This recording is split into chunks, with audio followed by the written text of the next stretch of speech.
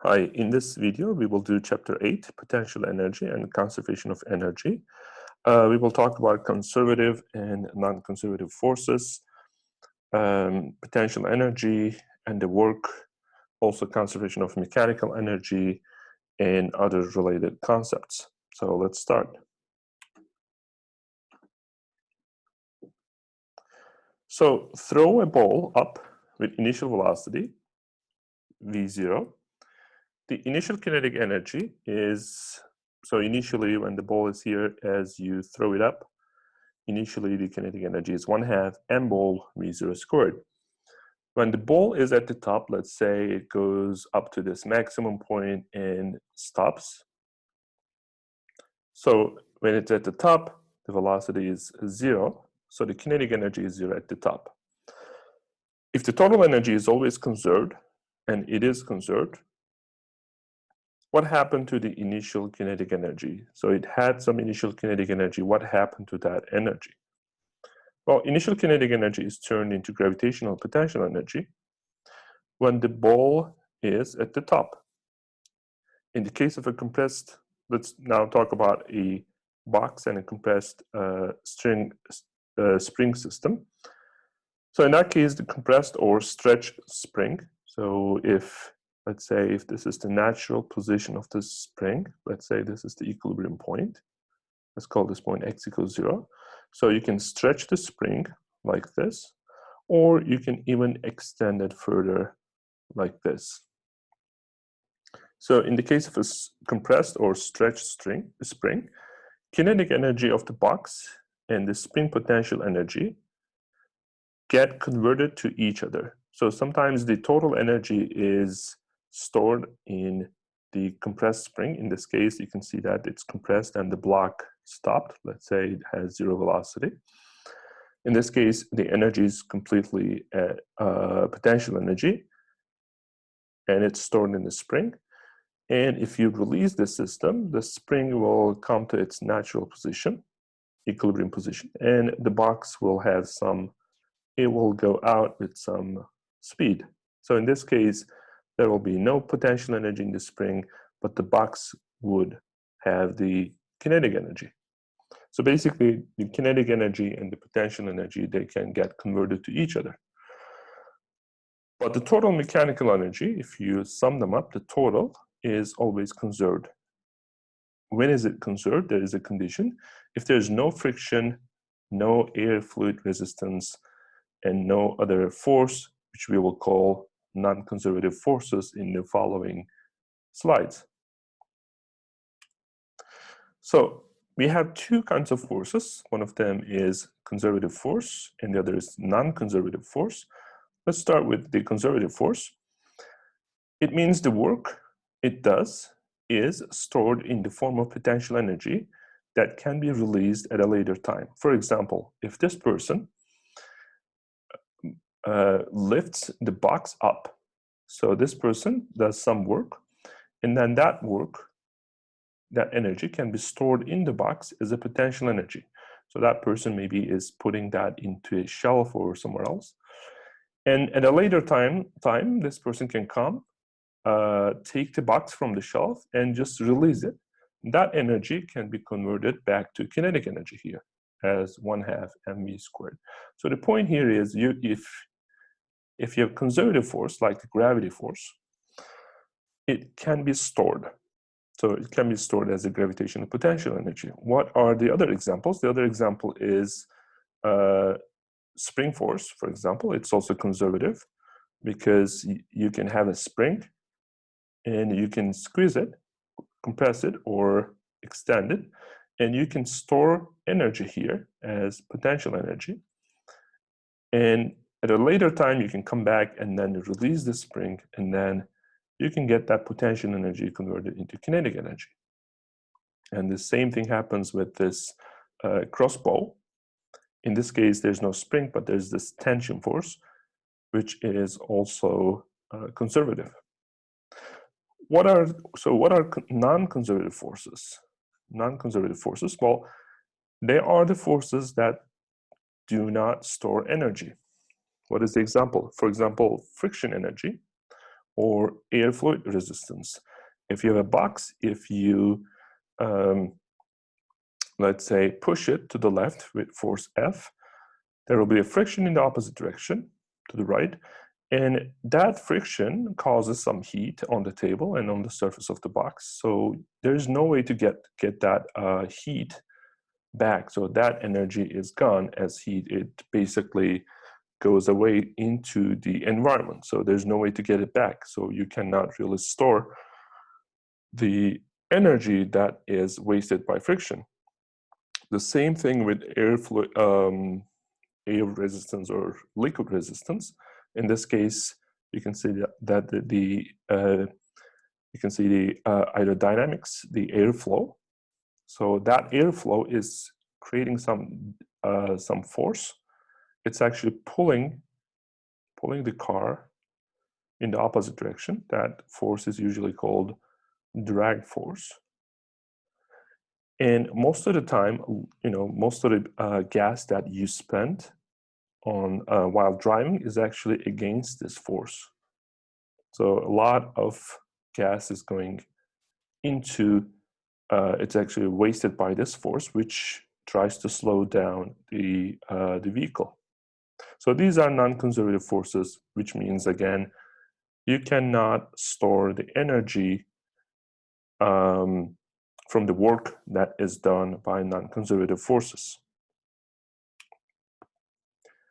Okay, let's think about this again, the example of lifting the box. Here the question is, how much work to lift the box for 2 meters? You want to lift this, you can think of it as on the ground. How much work do you have to do to lift it to 2 meters? So the work done, it depends on the lifting force you apply. But if the box is being lifted with constant speed, if this is specified, given, okay, then that means the acceleration in the y direction, in the up direction is 0, then the magnitude of the lifting force is mg. The reason for that is, now start with the Newton's second law, F equals F net equals ma, and we're going to write all the forces on the left-hand side. So what are the forces on the block? So there is this lifting force. This could be a force from your hand. So you're basically pulling it up. And there's a force mg, which is weight, in the down direction, which comes with negative sign. And because the acceleration is 0, then we put 0 for acceleration. So from this equation, what you find is the lifting force, in this case, is mg. So the lifting force can be anything. You can lift it with a really, huge force and it will accelerate up. But if this condition is given, if the box is lifted with constant speed, then it turns out that the lifting force is actually mg. It's equal to the weight. So mg for the lifting force is the minimum force you need to lift a box. What happens if you apply less than mg? So this box is sitting on the ground at mg. What happens if you pull it with force, let's say mg divided by 2? Well, it's not going to go up, right? It will keep staying on the ground. So the minimum force that you have to apply on the box to lift it up is actually mg. And if you do that, it will go up at constant speed because all the forces, they are equal to each other.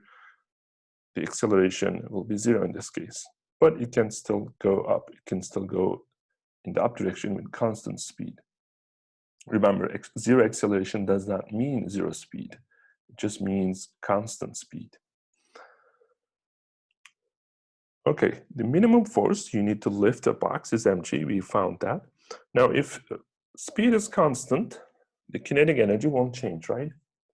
The kinetic energy of the box will be the same.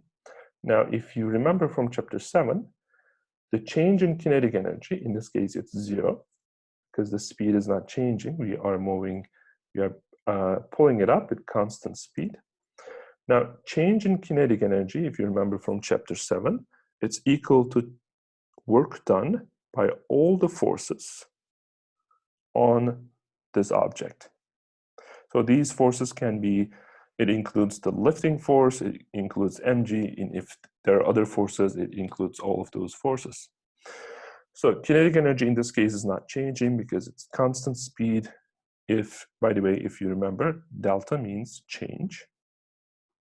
So delta K means K final minus K initial. So it's 0, change is 0. Kinetic energy is not 0, but it's just not changing. Final and initial are the same, so that gives you 0. And changing kinetic energy is equal to total work done on the block by all of the forces, including the lifting force and mg. So this equation gives us the total work done on the block is 0. Okay, let's verify this. Let's consider the work done by each force, and let's verify when we pull it up with constant speed, the total work done should be 0. So in the first case, let's think about it. It goes up with constant speed. So we are pulling it up. If the object is moving, let's say distance h, so it's going to come from here, start from here, and it's going to go up here. So it's moving a distance h in the upward direction. So what is the work done by the lifting force? That lifting force, again, it could be you, it could be some machine pulling it up. Now, so for the work formula, remember, it was F vector dot product and displacement vector. And we could also write it as the magnitude of F force, the magnitude of displacement, in this case it's H, and cosine theta, that theta is the angle between the force and the displacement. Now for lifting force, now let's draw the displacement vector for this case. This is the displacement vector. So what is the force here? It's mg for the lifting force. We just found it in the previous slide. So this is F. We're going to do times d, the distance is h, it's here. Now we're going to multiply these with the angle between d and lifting force. Well, they are in the same direction, so the angle between them is 0. And you know cosine 0 is 1, so you get mgh from here. So this is the work done by the lifting force on the box as it goes from the bottom to the top with constant speed. Now, this is work done by the lifting force. Now, let's calculate work done by gravity. Well, what is the force? It's mg. Okay, mg. Now, how much distance does it go? It goes for h. Now, what is the angle between the displacement vector, which is here, and the weight vector, mg? Well, they are in opposite directions, so you're going to have a cosine 180, which is -1. And from here, you get negative mgh. This is the work done by gravity on this block. So there are two forces. They do their own work on the block. And if you add them up, so mgh plus mgh minus mgh, so the total work done is 0. Now, remember, total work done is equal to, we learned this in chapter 7, it's also equal to change in kinetic energy. So from here, we find change in kinetic energy is 0. And indeed, this is the case because we already started with constant speed. Now, so let's think about this second situation. Now, in this case, maybe the box is up here and maybe you're holding it. Let's say this is your hand. You're slowly putting it down. So this is going down here. So it goes in this direction. Now, in this case, again, it goes down with constant speed. This is the displacement vector. Now it points down in this case because this is going from top to bottom. And the distance again is h. Now in this case, what happens? This is mg, and there's the lifting force, F lift. Now in this case, the work done by gravity becomes positive. Why? Because mg and d, they are in the same direction. So you get cosine 0. So in the previous case, we got 0 here, but in this case, the work done by gravity is positive, but the work done by the lift force is negative. Why? The reason is d, and the direction of the displacement vector and the direction of the lifting force, they are in opposite directions, which brings a cosine 180, which brings a negative sign. But even in this case, if you add these two work done by each force, you still find the total work to be 0.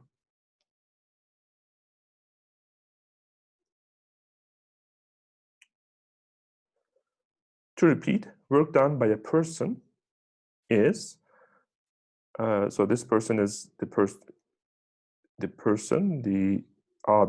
agent that provides the lifting force. It could be a machine or something else, but in this case, let's say the person. So work done by the person on the box is F lift times d. If the object moves up with constant speed, which means acceleration is 0, for height h, then lifting force is mg. We talked about this. And the work done by the person on the block is mgh.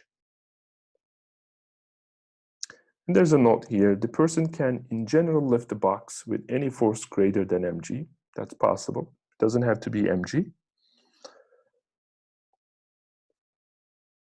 So in that case, the work done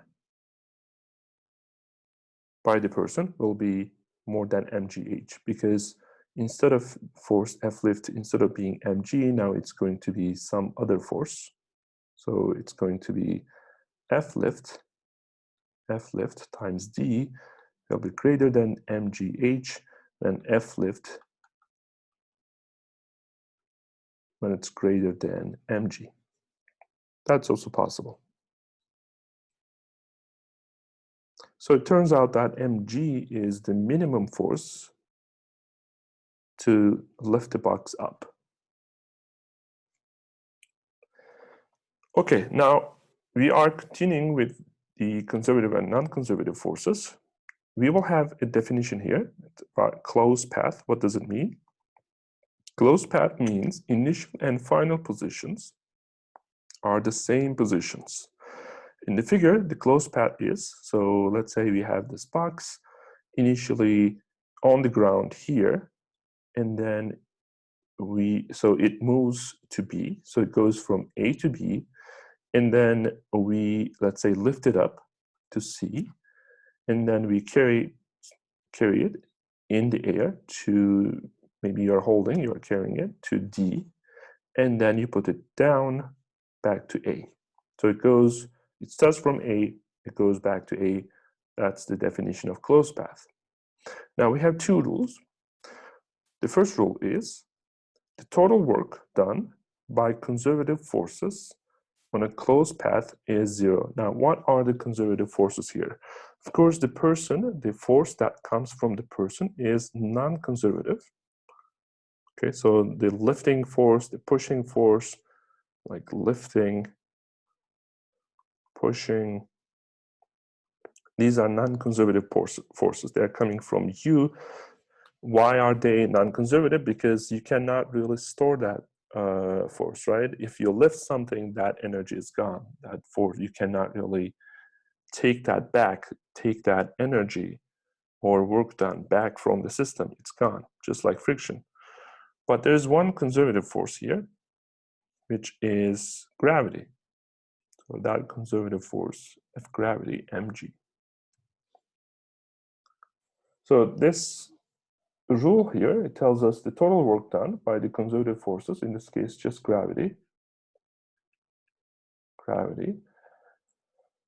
on a closed path will be 0. Let's see if that's true. So as you go from A to B, what is the work done by gravity? Well, mg is down, the displacement is to the right. This is displacement vector. Remember, we had some cosine theta. In this case, the cosine, the angle between them is 90 degrees, which is 0. So the work done here is 0. Here, you lift the box up. It goes from B to C. Now I'm going to calculate the work done by gravity, not the lifting force, because we're interested in here the conservative forces, the work done by the conservative forces. Let's just focus on that. So mg is down and it goes in the up direction, so displacement vector is like this. And because they're in the opposite direction, so force times distance, mgh, but there will be cosine 180, so you will also get a negative sign. So this will be the work done by gravity.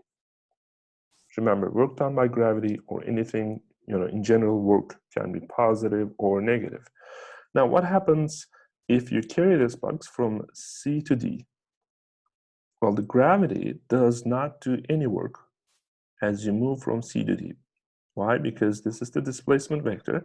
Again, there's 90 degrees, and cosine 90 degrees is 0. So gravity does not do any work here.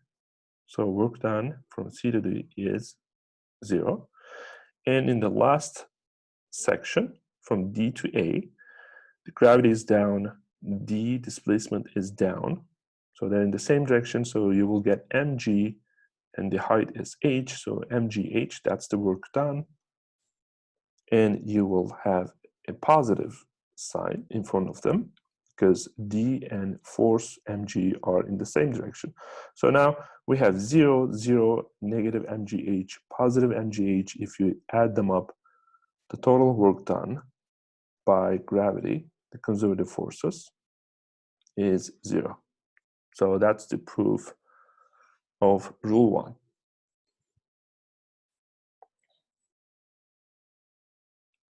So gravity is a conservative force, as we talked about before. Now, let's move to the case where we have a non-conservative force. Let's say now the box is always on the ground. We never lift it up. It's always on the ground, and there's a friction on the ground. Let's assume that. So rule 2 tells us the total work done by non-conservative forces on a closed path is not 0. So we will calculate the work done in each segment of this closed path. And this rule says when we add them up, it will not be 0. So if you go from A to B, what is the work done by the non-conservative force? In this case, friction. Friction. What is the work done? Well, the friction force is always in the opposite direction to the motion, right? If you move from A to B, the friction force will be in the opposite direction. What is the friction force? It's mu times normal force. Mu, so this box is on the ground, there are no other forces. Normal force should be equal to mg, so it will be mu mg. Okay, what is the distance between A to B? It's d, but the displacement vector here is to the right. So the work is mu, and by the way, we're using kinetic coefficient because it's moving, it's not static. So mu kinetic, mg, this is the friction force, this part. And the distance is d, and there's a negative sign because d and friction force, they're in the opposite direction. So what happens in the second segment of the path from B to C? This is the displacement vector, and this is the friction. And you will actually get exactly the same thing again with the negative sign. Here, the displacement is to the left, friction is again in the backward direction, just to the right in this case. So the work done by the friction is, which is the non-conservative force, which is again negative, the same number, and it's negative. And finally here, displacement is in this direction. You can think of it as to the south. And the friction is to the north. Again, they're in the opposite direction, so you get negative signs. Now, what happens if you add all of these? So the total work here in a closed path is actually -4 mu k mgd. So it is not 0. And that's what rule 2 says.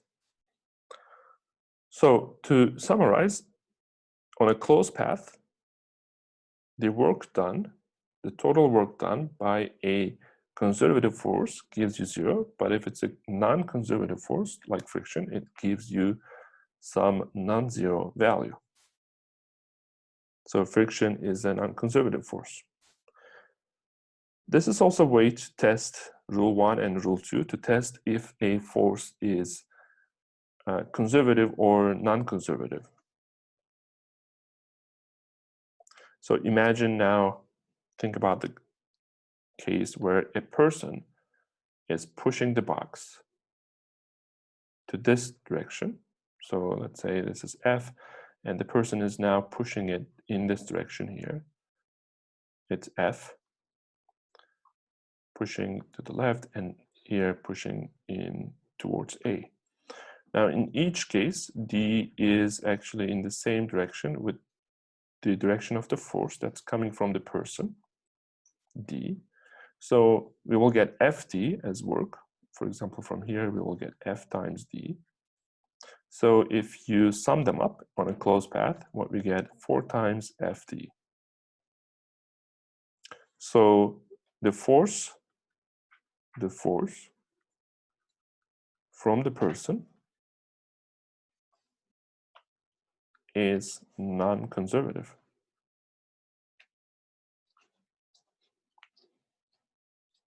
So you basically try rule 1 and rule 2. So calculate the work done in a loop.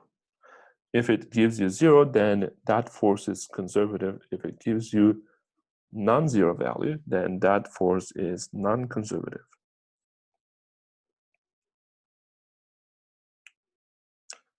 Again, to summarize, the work done by conservative forces is 0 on any closed path. You can start from A and you can go to B. You can follow this path, the red path. So that's going to be, the work done will be W1. So now you went from A to B over the red path, and then you go back to A over the purple path, which gives you work done W2. So that total would give you 0. Or you can take another path to go back. Let's say you go from A to B over red path. So this is the work done. And now this time you can go back to A by going over the green path, which will be, in this case, the work done will be W3. So if the force is conservative, this should also give you 0.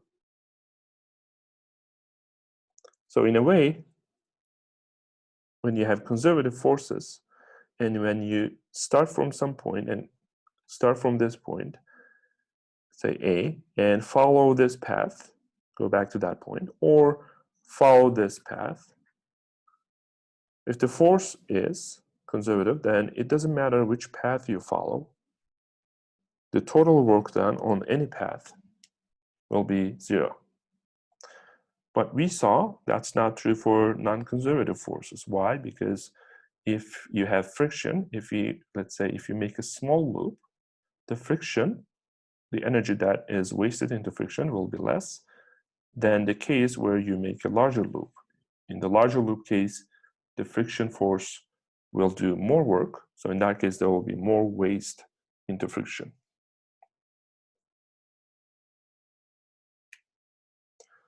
Okay, now let's compare these two. Here we have this situation where you have case 1 and it moves vertically and horizontally.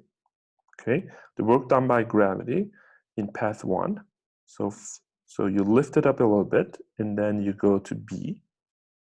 What is the work done? Here there's mg down, mg, work done by gravity. And you go up for 1 meters because you go up, the displacement is in the up direction.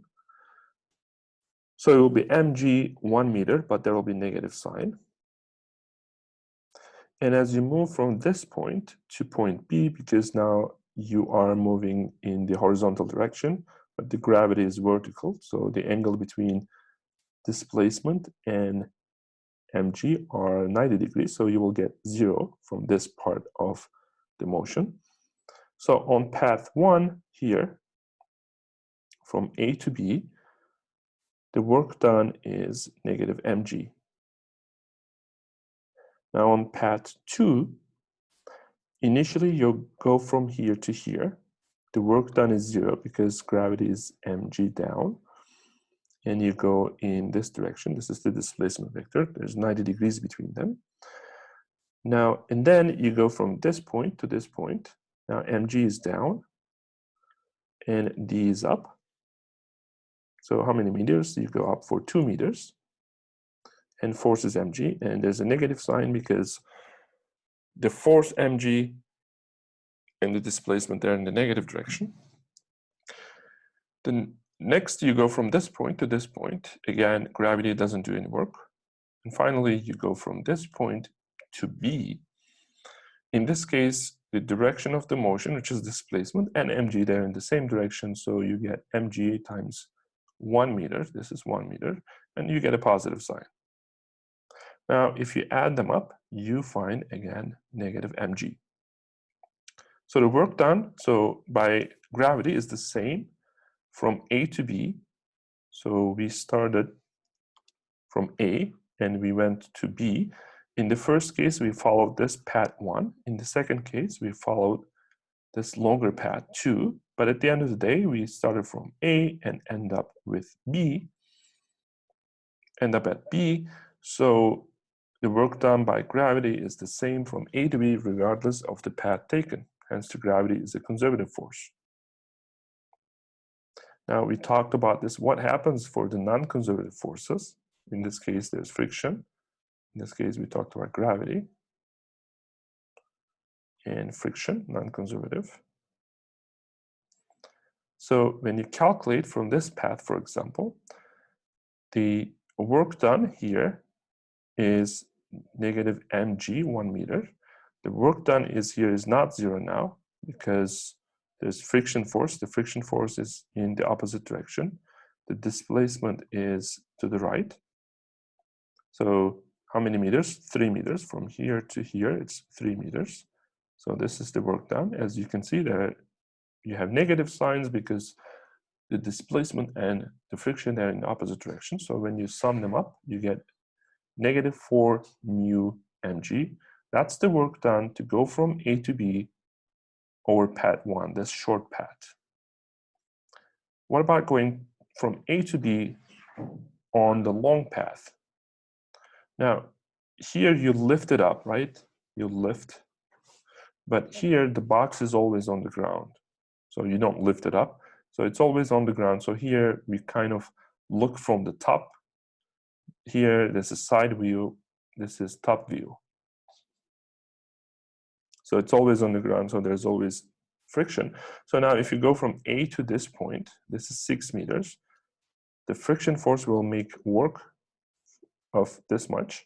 And from this point to this point, it's 2 meters. This is going to be the work done.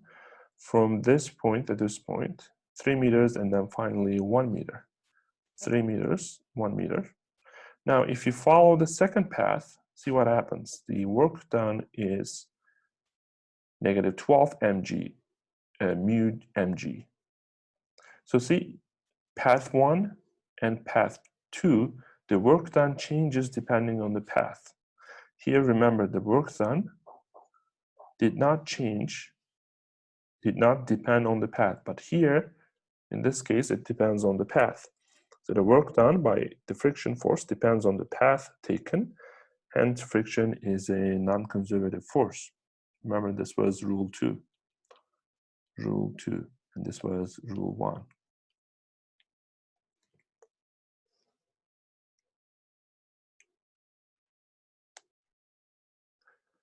Okay, let's talk about gravitational potential energy. It's given by mgy. Here, y is the position.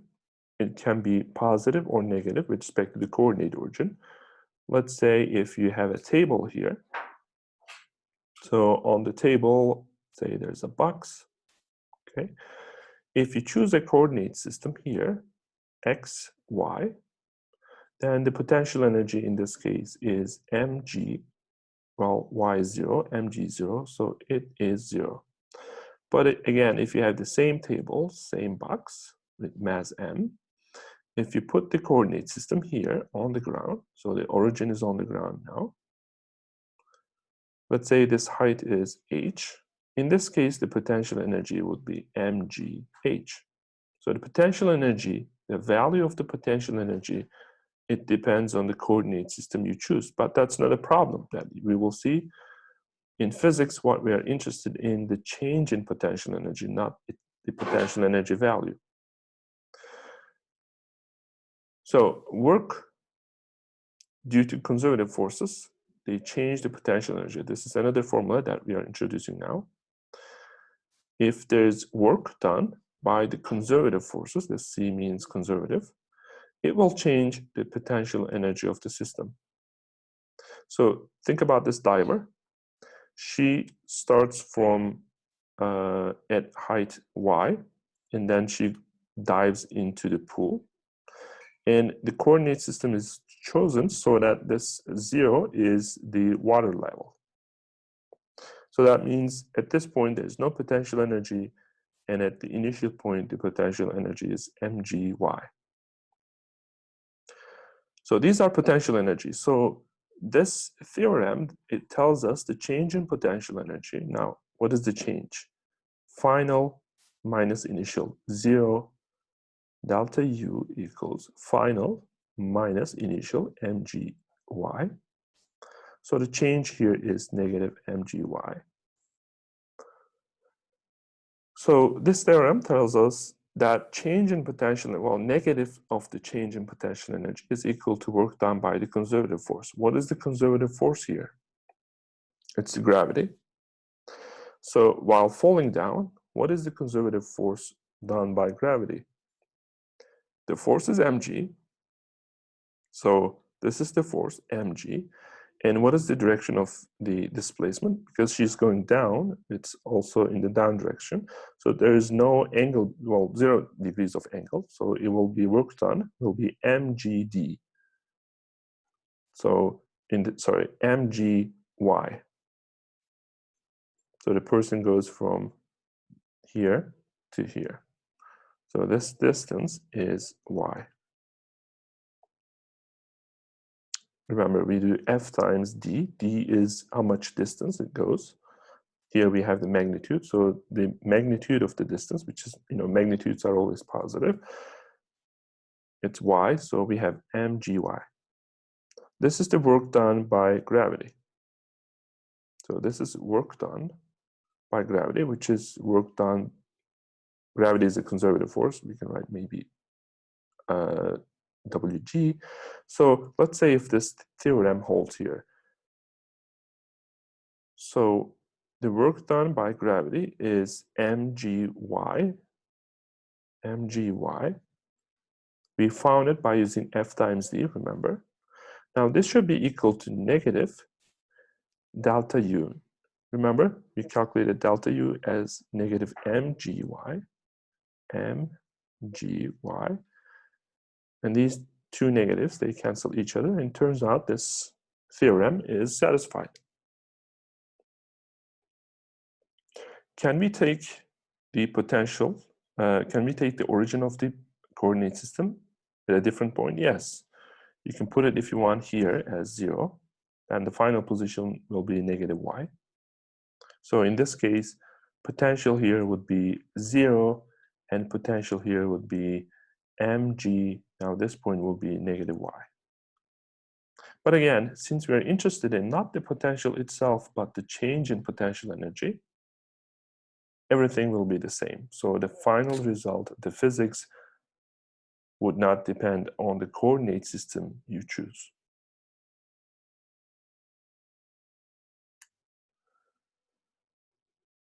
So now in this section, we are talking about conservative forces. One of them is gravity. The other one is spring potential energy. Remember, conservative forces, we can store energy by using them, by using those forces, right? So the same thing with the spring. We can store energy with the spring, into the spring, or within the spring. So you push the spring up to this point, and then you put maybe some block here. so it doesn't move. And then after some point, you can come, tomorrow you can come, remove this block, and then you can get the spring would extend back to here to its equilibrium position, and during this extension, it would, let's say, move the block in this way. So the block would have some kinetic energy. So you can use that potential energy at a later time. You can convert it to kinetic energy. What is the potential energy that's stored on the spring or in the spring? It's 1/2 K is the spring constant. Depends on what type of spring it is. And x squared here, x is the amount of compression or extension with respect to the equilibrium point. So place your coordinate system so that x equals is at the equilibrium point of the spring. So equilibrium point is, it's the natural point, the spring would naturally stay like this if there's no force on it. That point is the equilibrium point, and we show it as 0, x equals 0. And if it's compressed for, let's say, for distance x, or if it's extended for a distance x, then this gives you the potential energy.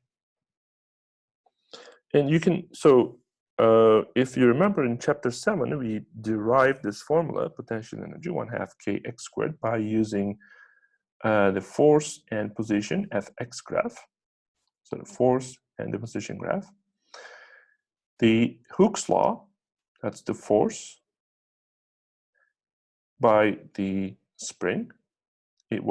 It depended on x, because if you squeeze or extend the spring, compress or extend the spring more and more, if x is more, then the force that has to keep it also increases. So it's not a constant force. So we cannot, if you remember, we could not do F times D, but we had to use this. For constant forces, you have to use the graph to calculate the area, and the area gives you work. And work is energy, and that work is stored as potential energy. So this hand makes work on the spring by pushing it with force F, and that the work done by the hand on the spring is stored as potential energy on the spring.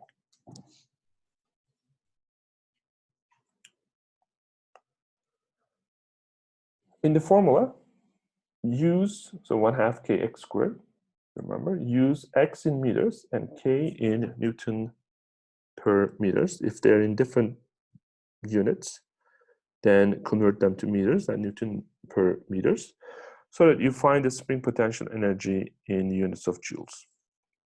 So if you are given 2.25 centimeters, you have to convert it to meters. So it will be like this, and then you can continue your calculations. The insect flea is using the same way of storing potential energy and then using it at a later time. The same idea to jump at to longer distances. So basically, the flea has on its length, there's this section is called coxa. It is like a spring. So muscles slowly flex the leg, stretching the resolute spring in the coxa. You can think of this as a spring.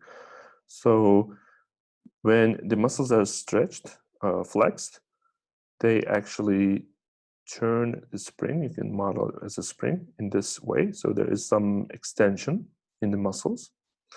And the leg locks in place, and the work done by the muscles is stored in the coxa. So as you can see, the spring is extended.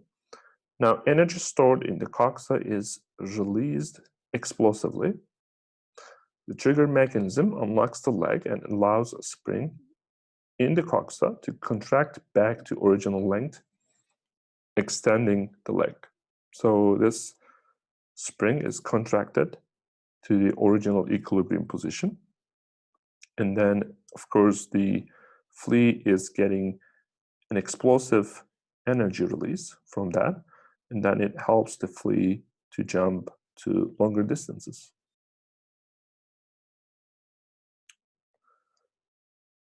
Let's summarize the two formulae we learned.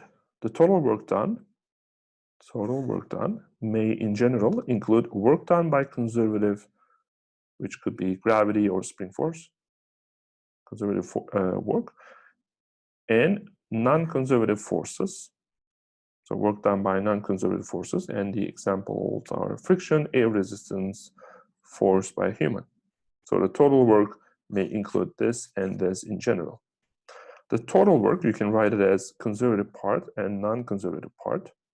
Now remember, the total work was equal to change in kinetic energy, because if you do some work on an object, in total, it will change. If it's not zero, if this is not zero, then it will change, it will cause the kinetic energy to change, either increase or decrease.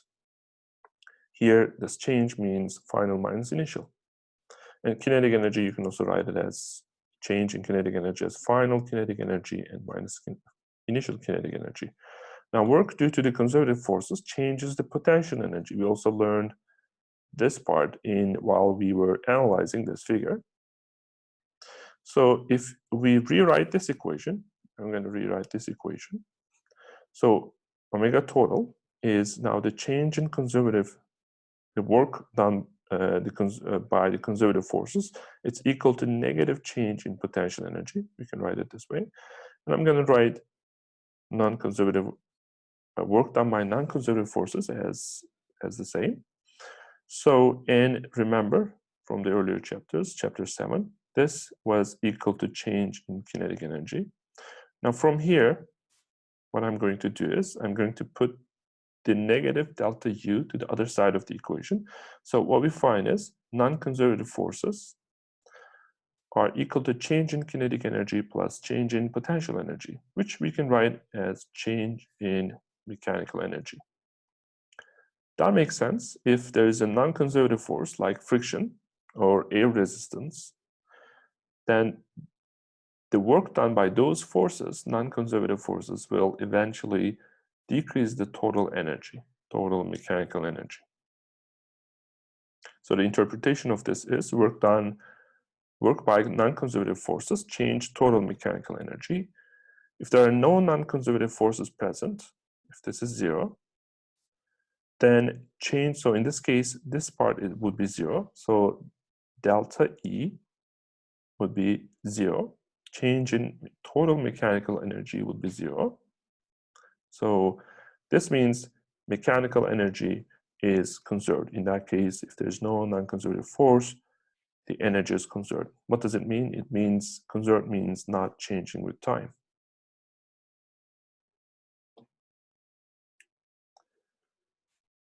Now, definition of mechanical energy, sometimes it's denoted by ME, mechanical energy. Sometimes it's abbreviated by TME, total mechanical energy, or just E. So I will just continue after this point. I will just write E, which will mean total mechanical energy, which is kinetic plus potential energy. So there's no non-conservative forces,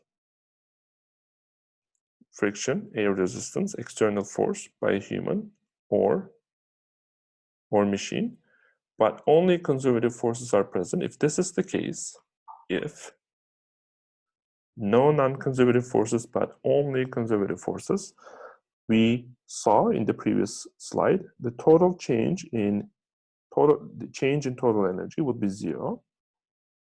Normally, this was equal to work done by non-conservative forces, but if they are zero, then this is equal to zero. And change in energy means final minus initial. If it's equal to zero, then that means final energy is equal to initial energy. And we can break it down as kinetic and potential, also for initial energy, kinetic and potential. So in the following problems, we will use basically this equation, the conservation of energy.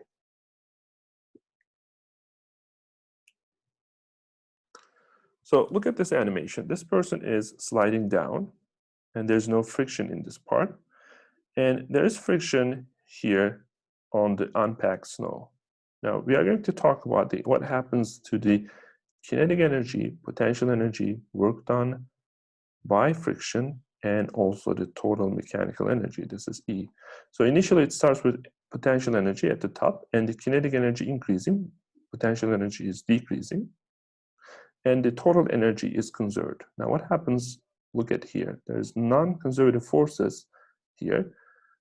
Friction does some work, negative work, and that decreases the total energy.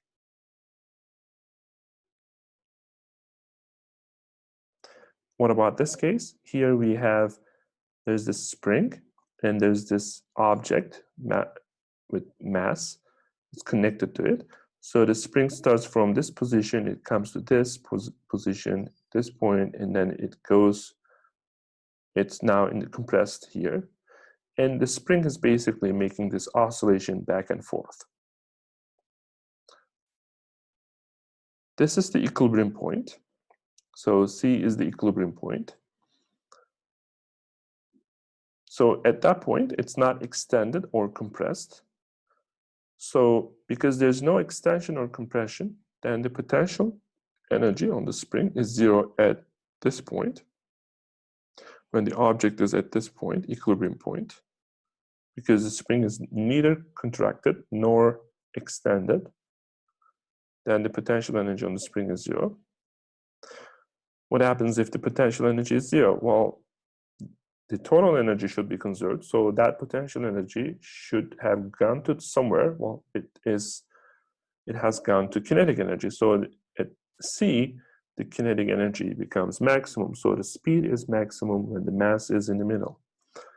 Speed here is actually zero. Also here, speed is zero, and it's maximum at the middle point. Now you can see here at position A, the potential energy is maximum here. It's extended maximally, no kinetic energy. And at point C, it's completely kinetic energy, no potential energy. And at position, let's move to position E. Again, the kinetic energy, potential energy is maximum because it's compressed maximally, and it will go back to the other direction. Now, but momentarily at this point, because the speed is zero, the kinetic energy is zero. And in all cases, notice that the total mechanical energy, which we just call E, which is kinetic plus potential, is always the same. Because if there are no non-conservative forces like friction, in this case, we assume there's no friction, there's no air resistance. So in this case, the total mechanical energy will be conserved.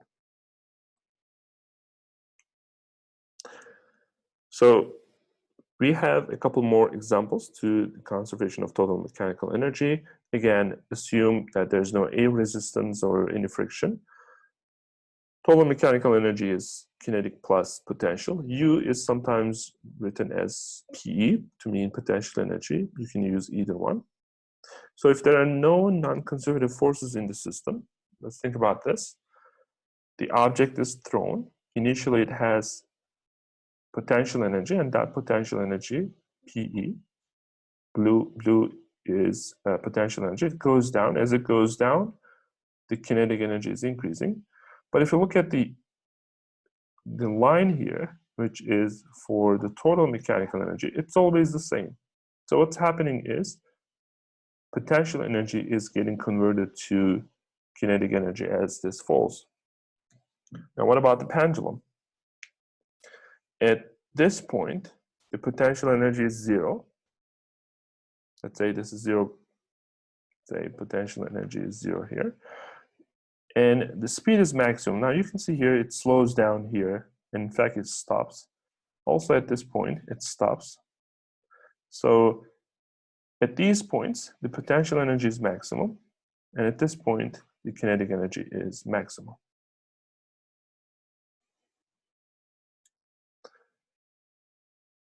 The gravitational potential energy depends on the origin of the coordinate system that you arbitrarily choose. So you choose the coordinate system. It's up to you. You can choose it. You can choose to put it anywhere you want. Physics depends only on the change in potential energy. Physics meaning the results of the calculations.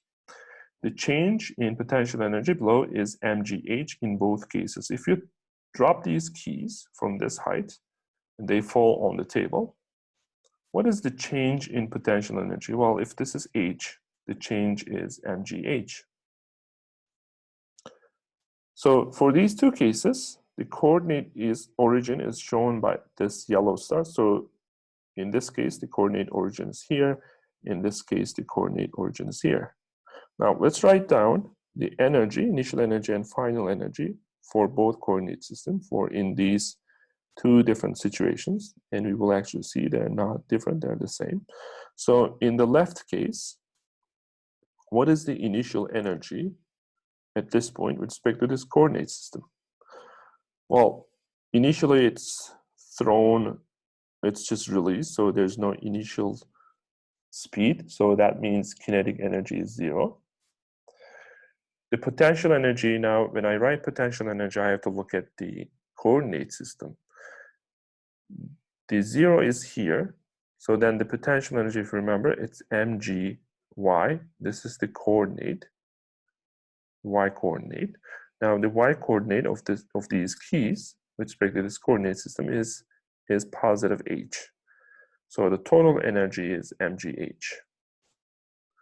Now what is the final energy as these drops down on the table? Well, with respect to this coordinate system, what is the potential energy? 0, because mg0 is 0. What is the kinetic energy? Well, they hit the table with some velocity, so this is 0 now. The total energy will be just the kinetic energy, 1/2 mv squared. Now, by conservation of energy, initial energy should be equal to final energy. Initial was mgh. The final is mg 1/2 mv squared. So these should be equal to each other.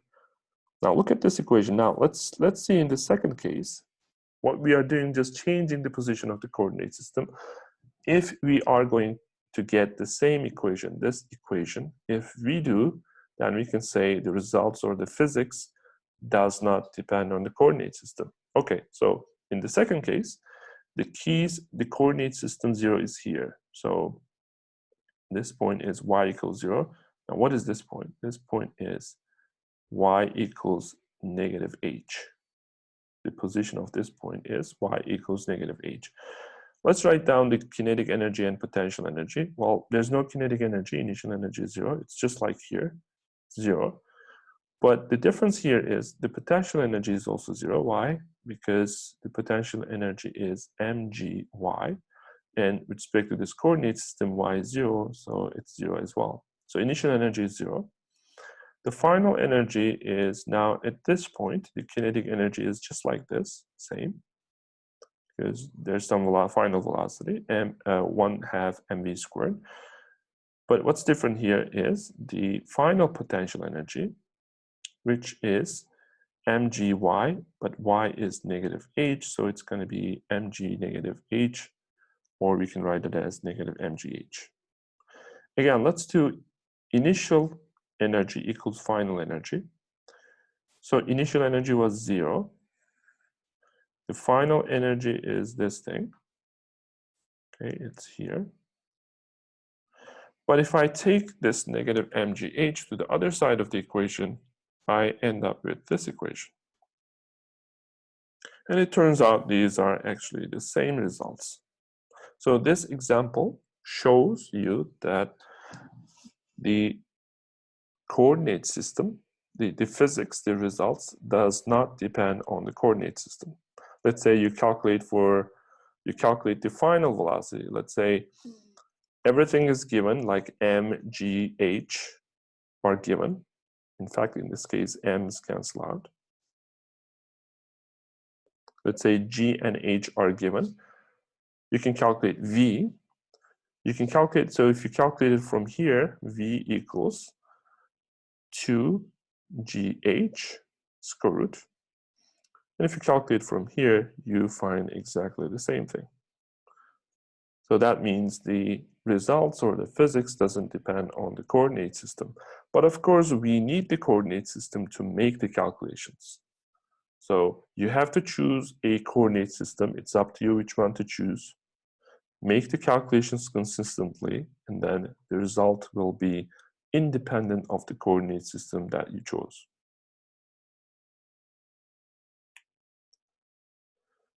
Okay, in this case, in this exercise, so we will solve problems like these. So here, the cap is the mass of the cap is given.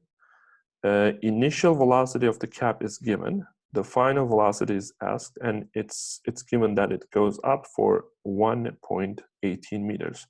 So for these kind of problems, if you remember, we would use kinematics equations. For example, for this one, you could use h equals, or let's say y equals y0 plus v0y t plus 1/2 a y t squared. We could also use vy equals v0y plus ayt, or there was other equation that included the final and the squares of the final and initial velocities. This was the kinematics equations.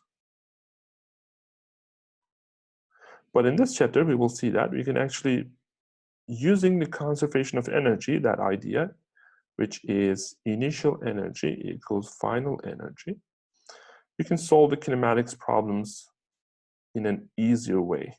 You will see that how easy it's going to be to solve them. So let's solve this one. So what I'm going to do is, so initially the object is here, the cap. It has the initial velocity. And finally, it's here. It has some velocity, but we don't know. That's the question.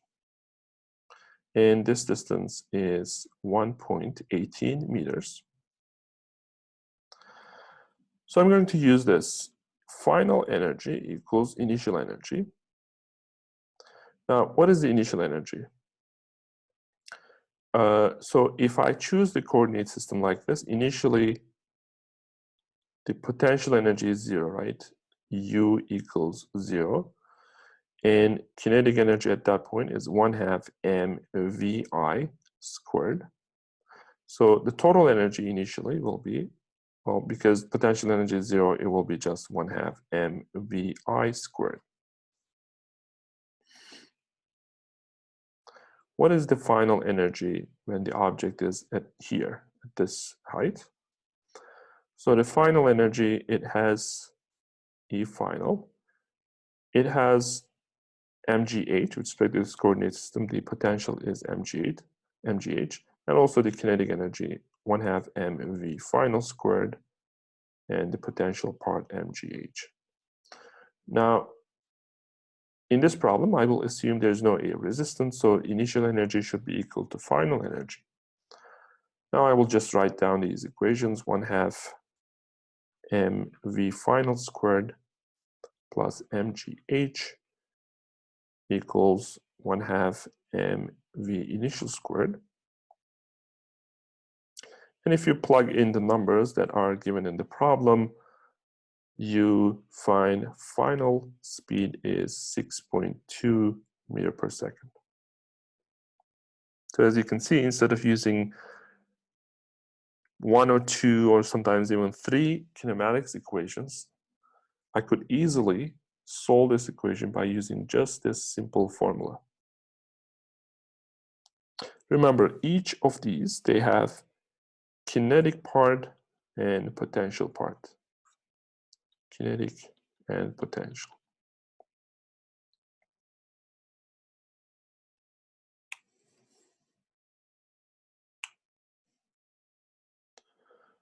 Okay, so let's now look at this exercise.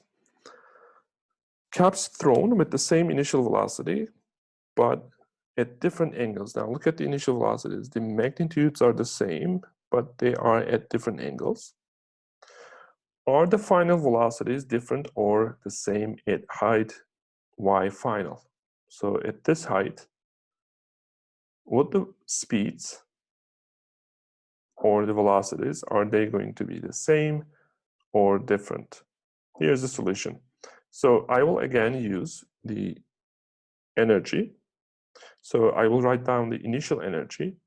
So in each case, the initial energy will be 1/2 mvi squared. Even though the velocities are different in the sense that their directions are different, but the magnitudes are the same. So the kinetic energy would be the same, even though they point in different directions. Because kinetic energy doesn't deal with directions. It just cares about the magnitude, which is speed. And with respect to this coordinate system, all of them have potential energy, mgy initial. So this is the potential energy, mgy initial. Now, what about the final energies for this level? The final energies, now they will have some final speeds. So maybe they're different, maybe they're the same. Let me write for all of them as v final. Again, what's given in the problem, it's given that these are the same, but we don't know if these final velocities, if they are the same or not. That's what we are trying to figure out. But let me write just v for all of them, v final, and the potential energy will be mgy final, just here. Now for all of them, the energy, initial energy, would be equal to final energy. So initial energy equal to final energy. And we say energy is conserved because we assume that there's no air resistance. So basically we are going to equate these two. Okay, so we equate these two. So in all three cases, this number is the same. That's given in the problem, same initial velocity. So in all three cases, the initial potential energies are the same. They're at the same level. So same, this is same. Now, again, at the same height, the final positions, the potential energies are the same. Now, we were looking for the answer to the question if for each of them, if V final would be different or the same. Now, if you look at the equation, if all of these terms are the same, then the final speeds should be the same. They may point in different directions, but the speed, the magnitude of the velocity should be the same. So we were able to find that result even though the angles are not given in this problem. So you can see that using energy conservation to solve the kinematics equations they just make it easier. Using the energy conservation makes it easier to solve kinematics equations. Okay, so what about here? Let's say this person hits the ball and then the ball goes, it follows this path. We don't even know the initial, we don't know the angle, for example. But the question is, can we find an equation that relates h and initial velocity, initial speed, and the final speed? The answer is yes, with energy conservation. Initial energy equals final energy. Now, what is the initial energy? It's just the kinetic energy if you put the coordinate system here, because it makes here the initial potential energy to be 0. Now, the final energy will be the final kinetic energy. And the final potential energy, now look at this coordinate system. I can extend it here like this. So I have to take this height. So this is h, it's given here. So it will be just mgh, the potential energy of this object. Now, if in the question, let's say if mv initial and v final are given, then you can find, for example, h, or maybe h is given, v final is given, v initial is, or m is given, then you can calculate v initial. So it depends on, depending on which one is given and which one is asked, you can use this equation to solve for the variable that's asked for. Indeed, in this case, you don't even need m because they do cancel each other.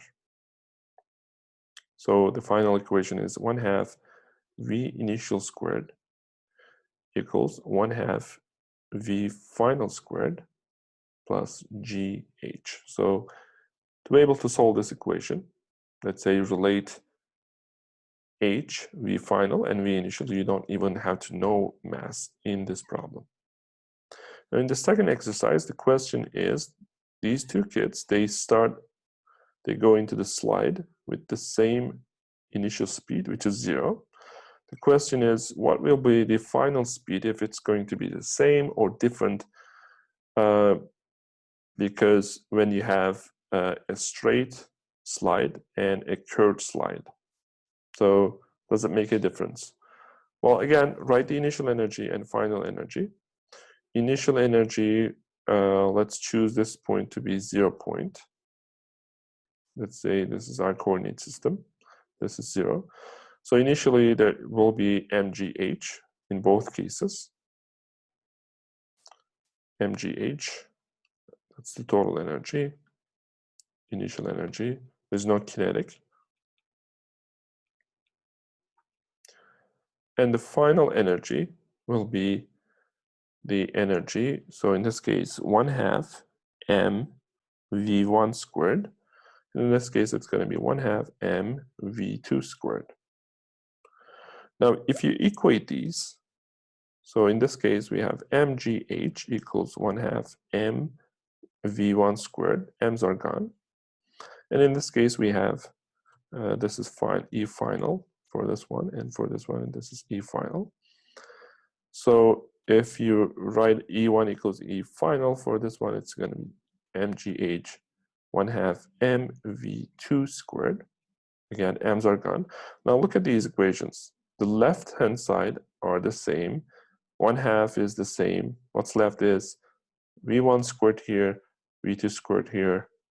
The only way for these two equations to be satisfied is v1 equals v2. So it turns out that it doesn't, the shape of the slide doesn't matter. Both of these kids, they will come out with the same speed. So maybe in this case, the velocity vector will be like this.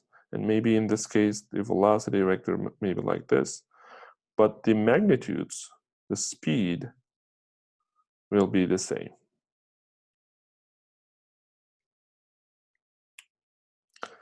Let's do one exercise with the box and the spring system. So what happens in this problem is initially the box is sliding. There's no friction, no air resistance. It goes to the left. And the spring is, if you look at here, it's actually at 0. So it's at equilibrium. It's neither compressed nor extended. Now this box comes here, and then it compresses the spring until the box stops. So at this point, it's maximally compressed to the point D. So the amount of compression is D. Okay, how can we relate the variables that are, let's say, D, spring constant, and the initial speed of the block? Well, again, we're going to do initial energy of the total. So total means the box and the spring. So we are looking at the total system in each case, the energy of the total system. So initially, so this can be broken down into the initial energy of the block and the initial energy of the spring. Well, the initial energy of the spring is, there's no potential energy, right? The spring is not moving, there's no kinetic energy, no potential energy, because it's not compressed or extended. So the initial energy of the spring is 0. The initial energy of the block is 1/2 mvi squared. Does the block has any kinetic, any potential energy like mgh? No. If I take this, my coordinate system like this, like 0 here, then the potential energy will be 0. So we are not dealing with potential energy in this problem. But in principle, remember, each of these E's energies, they have potential energy and kinetic energy in general. So turns out that initially we only have kinetic energy from the block. What is the final energy? Now let's think about it. The block is now stopped, so there's really no kinetic energy from the block. Again, no potential energy from the block. It's on the ground, which I choose to be 0 point. So the block final energy is 0.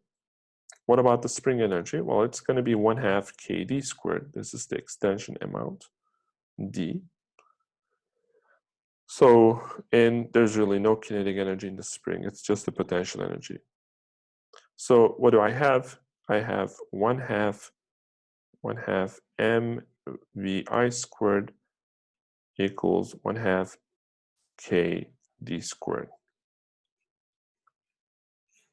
So for example, if d is given, vi is given, if m is given, then you can find what k is. And by the way, 1/2s are gone.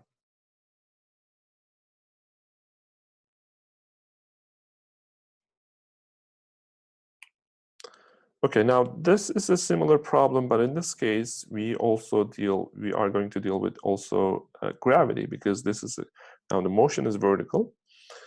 So initially the spring is compressed like this, and initially the box has no velocity. Let's say you are keeping the box like this, and then you release it, and then of course the box will push the spring will push the box, and the box will gain some kinetic energy, some velocity and kinetic energy. So this is the initial case, this is the final case. Now, what we're going to do here is we're going to write down initial energy equals final energy for coordinate A, which if you use coordinate A, the 0 of the coordinate A is here, and also the coordinate B, and the 0 of the coordinate B is here at a different level. Now let's write it for the first one, for the coordinate A. What is the initial energy here? If you look at it, the box doesn't have any kinetic energy. And does it have potential energy? Let's see. Yes, mg times y, but it turns out if I choose this coordinate system, because y is 0, then in this case the box will have 0 potential energy. Okay, so box has no initial energy. What about the spring? Well, it's compressed from the equilibrium position. See, spring in equilibrium, it's equilibrium at this position, at this level. So it's compressed from the equilibrium position. How much? For distance d. So this is the potential energy of the spring. So initially, that's the energy that we have in the system. When I say system, I mean the block and the spring. What about the final case? Now, but we are still writing the equations for coordinate A. Now, in the final case, the box has kinetic energy, which is 1/2 mv squared, and the box has also potential energy, because if you look at the coordinate system here, the 0 is here, the box is up from the 0 for distance d, then it has mgd potential energy. Okay, now do the same problem, initial and final, initial energy equals final energy. Now with respect to coordinate B, where we put 0 at this level. So initially, again, the box doesn't have any kinetic energy, but it will have potential energy negative mgd. Why? Because what is this point? What is this point? This point is, with respect to this coordinate system, is negative d. So the potential energy of the box is mg negative d initially, and also initially there's the spring potential energy, which is the same in both cases actually. Now what about the final? In the final case, just like here, we have the kinetic energy of the box, but now there's no potential energy in the box because it's on the 0 level. So now what we can do is here, now let's put this on the other side of the equation as a positive mgd. And if you compare them, then on the left-hand side in both equations, you have 1/2 kd squared. And on the right-hand side of both equations, you will have 1/2 mv squared plus mgd. Again, by using different coordinate systems, we ended up with the same equations. And that makes sense because the coordinate systems does not change physics or the results. Okay, let's look at this exercise now. A cart starting from rest rolls down a hill, and at the bottom it has speed 4 meters per second. So initially 0 speed, and it rolls down, the final speed is 4. If the cart, so as you can see that mass is not given. If the cart were given an initial push, so that it's now talking about the second case, if it starts down in the second case with this 3 meters per second of initial speed, and what happens, what will be its speed at the bottom? So what will be the speed? Now again, we will use initial energy equals final energy. So now there are some unknowns in this problem. For example, the masses are not given, these heights are not given. Let me call the mass m, and let me call this height h. Okay, let me write down E initial equals E final for case 1. So initially, what is the energy? Well, there's no kinetic energy, it's just a potential. Let's choose this point to be 0, y equals 0. So then there will be mgh. And finally, at this point, well, there's no potential energy here, u equals 0, but there's kinetic energy. So the total energy will be only the kinetic energy of the cart will be 1/2 m 4 squared. So get rid of these m's, 4 squared is 16 divided by 2. So what we find is gh equals 8. So we can calculate h from here, but you don't have to, you can just leave it like this. And as you can see, m, we don't know m, but in fact, we don't need it. Now for the case 2, let's do the same thing. Our aim is finding the final speed if the object starts its motion with 3 meters per second squared. So again, we're going to do E equals E final. Now in this case, the difference is there's both kinetic energy and potential energy initially. So the potential is mgh, just like here. And there's also kinetic energy, 1/2 m3 squared. It starts with 3. Now let me write down the final energy. The final, as you remember, it is just kinetic, so 1/2 m. Now I don't know this V final, that's what I'm going to find at the end of the calculation. So as you notice, there is m in each term, so let me get rid of them.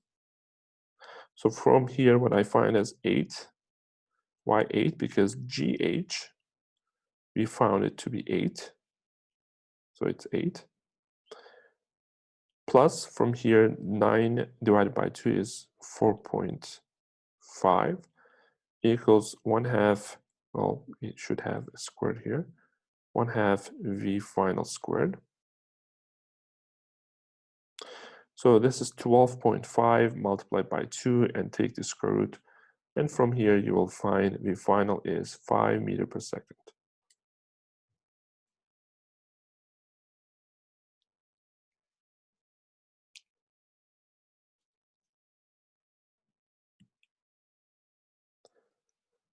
Okay, now let's talk about a little bit about non-conservative forces. So friction is a non-conservative force. So let's say this block slides down.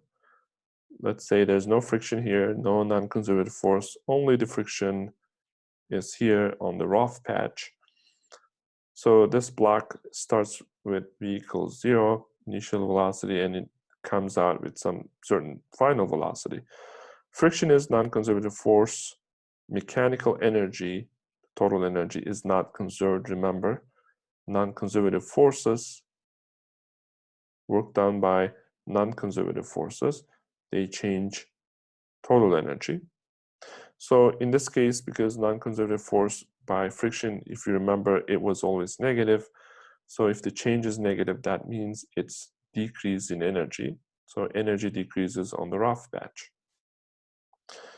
For this part of the motion, going from here to until this part, now if no non-conservative forces, if there's no friction, a resistance in this part, then mechanical energy is conserved. Why? Again, non-conservative forces equals change in energy, mechanical energy. If this is 0, then 0 equals delta E, and this is E final minus E initial, and put E final or E initial on the other side. So from here, we find E final equals E initial. So that means the mechanical energy is conserved, not changing.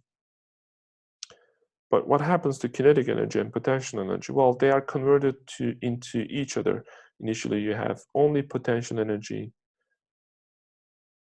So initially, kinetic energy is 0, potential energy is not 0. And at this point, kinetic energy is not 0, and potential energy is 0. So what happened is potential energy here converted completely into kinetic energy here. And this rough patch, because there's friction here, the friction will do some negative work, and the kinetic energy here will be decreased. So this will come out with certain decreased speed. Okay, so we always talk about air resistance, but we can also talk about water resistance. Water is just like air, it's a fluid. The only difference is the density. Water is obviously more denser than air. So in this example, the non-conservative force will be the water resistance. So this person dives in, and as you know, if something falls into the water, the initial speed decreases, and at some point, usually, that object stops if the buoyant force in mg is the same. So the question here is how much work the water resistance does. The work done by the water resistance will be, it's a non-conservative force, it's just like friction, and it will change the total energy. So the total energy here, E initial, will be different than the total energy here, E final. So the change will be non-zero. Okay, what is the initial energy? Well, there's no kinetic energy. Initially, it starts with 0 speed. There's only potential energy with respect to the coordinate. So this is the 0 point. So at this point, the potential energy is mgh here. What about the final potential energy? The final potential, by the way, we are just looking at, we are doing our calculations at, you have to choose some point on the person's body. So I'm choosing the tip of the foot. So initially I calculated with respect to this point. Now final point is here. So the potential energy is negative m. So at this point, the potential energy with respect to this 0 is mg negative d. So negative mgd. And it turns out in this problem, it tells us that final speed is also 0. So no kinetic, final kinetic. So it's going to be negative mgd. Now, let me do the definition of change in energy is final minus initial. The final is negative mgd minus, this minus is coming from here, and the initial is positive mgd, mgh. Now, if you combine these, you end up with the change in energy, total energy is negative mg in parentheses d plus h. So as you can see that the the change in energy is not zero. So, change in energy, this means E final minus E initial. It's something. So you can also write it like this, E final, or you can write it like this. So this is negative mg d plus h. Now put E final to the right side and put this term to the left side. So we get E final minus mg d plus h equals E initial. So now look what happens to initial energy. Some of it goes to work done by water resistance, which is non-conservative, and the other part goes to final energy. So initial energy is not completely goes into final energy. There's some wasted energy here. And that's why the reason for that is the water resistance is a non-conservative force. So non-conservative forces, they change total energy. What about the conservative forces? If you remember, conservative forces, they changed.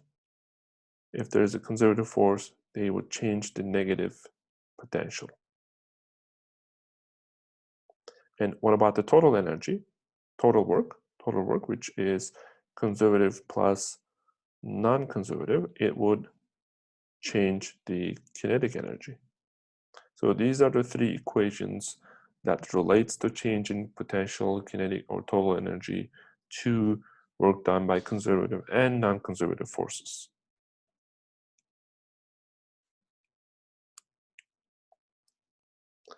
Okay, so from now on, we will have problems where there will be non-conservative forces, or sometimes energy wasted by non-conservative forces, or sometimes energy provided to the system.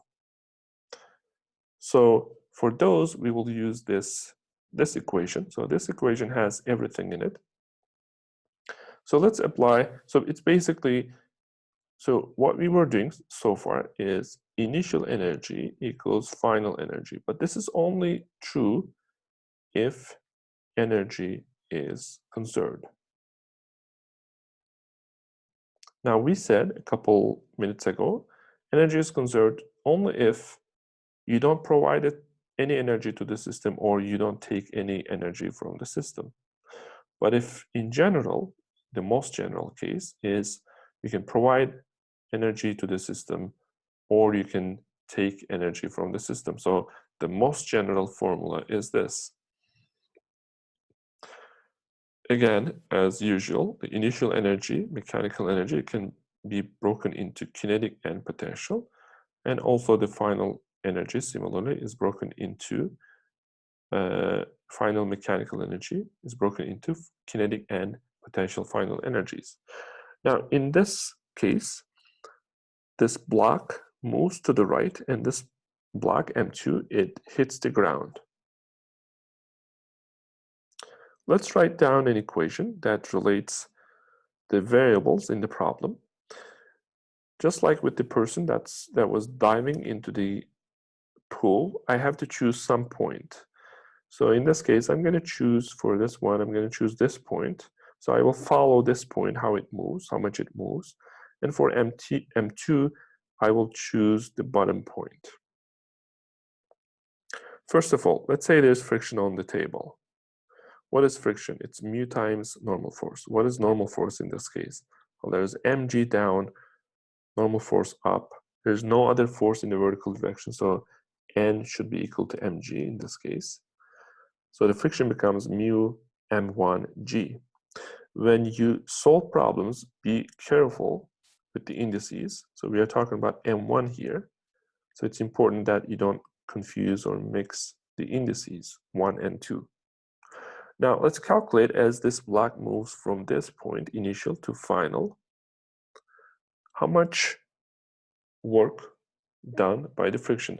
Well, it's going to be friction force times d. This negative sign is actually coming from cosine 180 degrees. Because friction, so the object is moving to the right. This is the displacement vector. But the friction is always in the opposite direction. So the friction we calculated, we found it here, mu m1g. How much distance does it go? It goes for a distance d, and there's a minus sign because friction and d, they're in the opposite directions. So this is the work done by friction. Now, where in this equation that I'm going to put it in? Well, the friction, this is wasted energy, right? That energy went into heat. It went into the room, to the environment. There's no way that I can get it back. It's not conservative, it's non-conservative. So anything that's wasted goes into this part. Now I put absolute value signs so that you don't get confused by if you're going to use negative or positive. So as long as you put the absolute signs, it doesn't matter if you put negative numbers here or positive numbers. It will always work. So at the end of the day, this whole thing will be a positive number. And also this thing here will be a positive number. Okay, what else? So the work done by the friction, this thing, will contribute here. I got rid of the negative sign because this absolute value signs, they actually kill the negative sign. So this is the work done by friction. Okay, what are other things in the system? For example, what are final energies? Well, the final energy of this block is, well, initially it has the potential energy m1gh. If this is 0, then this is h. So this block has initially potential energy m1gh. And because it stays on the table, the final energy will, potential energy will also m1gh. And we also put the friction work here. So we got everything covered for mass 1. Now let's look at mass 2. What is initial potential energy? It has mg, m2, g, d, because this distance is d. Does it have any kinetic energy initially? No. That's why we don't put any kinetic energy here. Neither m1 nor m2, they don't have kinetic energies initially. Initially, they start from 0 speed and they're just released.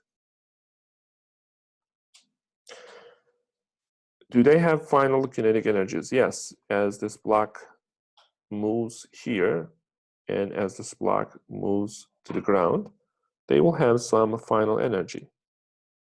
And those, final speeds. And those final speeds will be the same. Why? Because they're connected with a rope.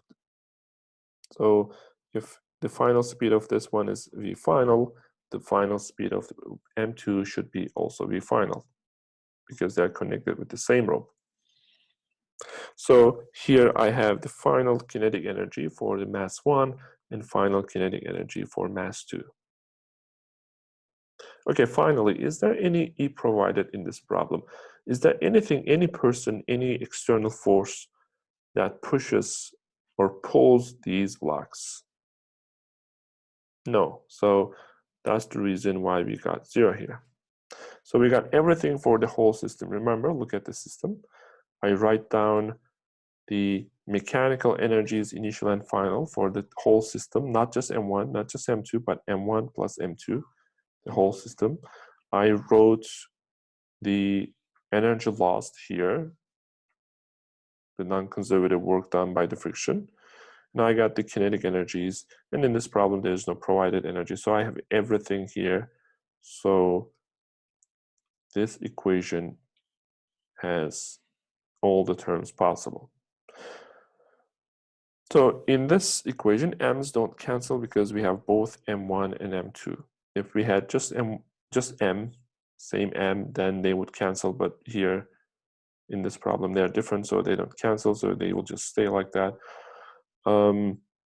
If, let's say, everything is given except mu, then you can solve for mu, or if everything is given except final speed, then you can solve for it. So depending on the problem question, you can solve this equation for the unknown, and that will be end of the problem. So in the following slides, we will continue using this, the most general energy conservation. Okay, in this problem, so we have a jogger, 80, so this person is 80 kilogram. It starts from rest at this point. So starts from rest, that means its kinetic energy is 0, and its potential energy is also 0 if we choose this point to be 0. This level is 0. So that initial total mechanical energy is going to be 0. Okay, so this person runs uphill into a stiff breeze. So apparently there's a wind. During the run, the jogger spends energy so the jogger spends this much energy, and that energy is coming from the muscles. So this energy is provided, to the jogger by its muscles. So then we will add that energy to the E provided.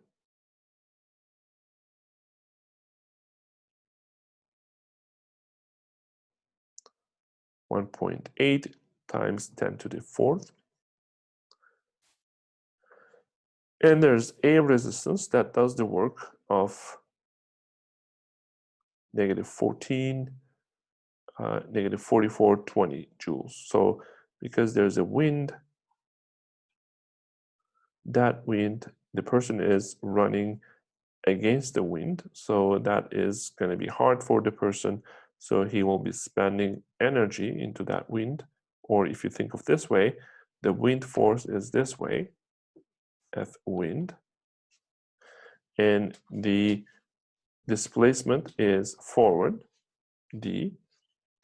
So the work done by the wind would be, because there's 180 degrees, so there will be negative F times F wind times D.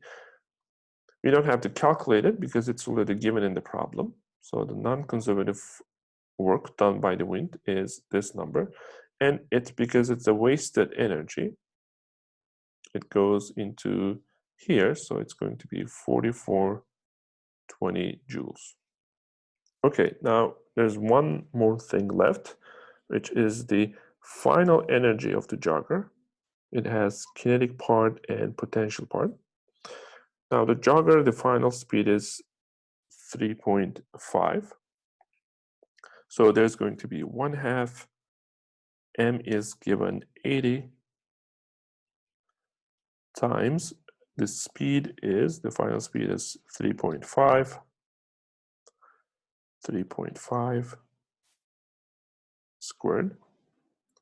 This is 80. And what about the potential energy? It will be mgh. M is also given, it's 80.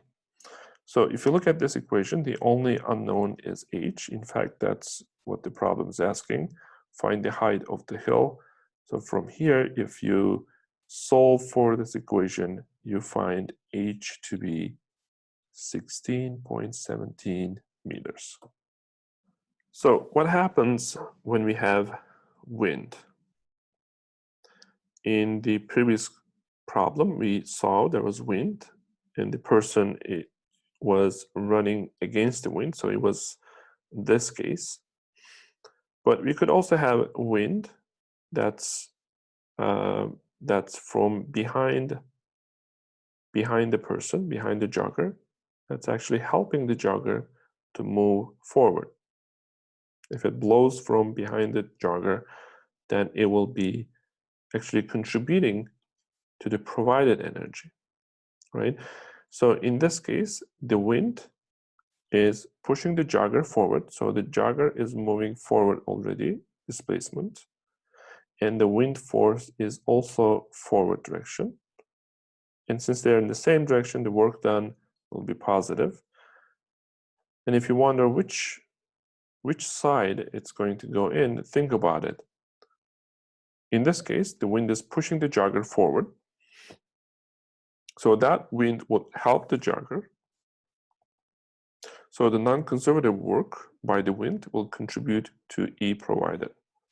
So in this case, wind would be here on the left-hand side. So it would provide energy or force to the jogger.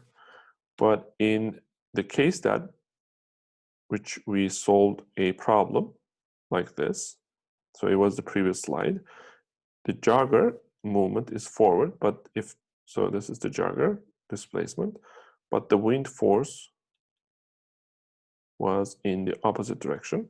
So in this case, the wind is pushing the jogger backward, which would waste the jogger's energy. So the non-conservative work by the wind will contribute to energy wasted. So it will contribute to the second part, and you can see that it's here. Now look at here. So wind is wasting energy. We also have to pay for the final kinetic energy, final potential energy, and also the air resistance is wasting energy. So all of these energies should be supplied by the energy in the muscles of the jogger. What about the first case? Well, there's final kinetic energy, final potential energy, and the air resistance, wasted energy into air resistance. Now, all of these can be paid by the muscle energy plus the wind. Because in the first case, the wind is actually helping the person, pushing the person forward.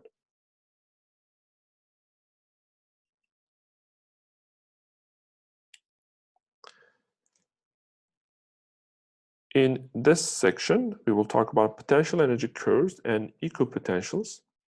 The curve of a hill or a roller coaster, you can see it here, is itself essentially a plot of the gravitational potential energy. So if you have a surface like this, like a roller coaster, this surface is actually also the plot of the potential energy, because here the potential energy is more, it goes down, here it's minimum, and here it's maximum again.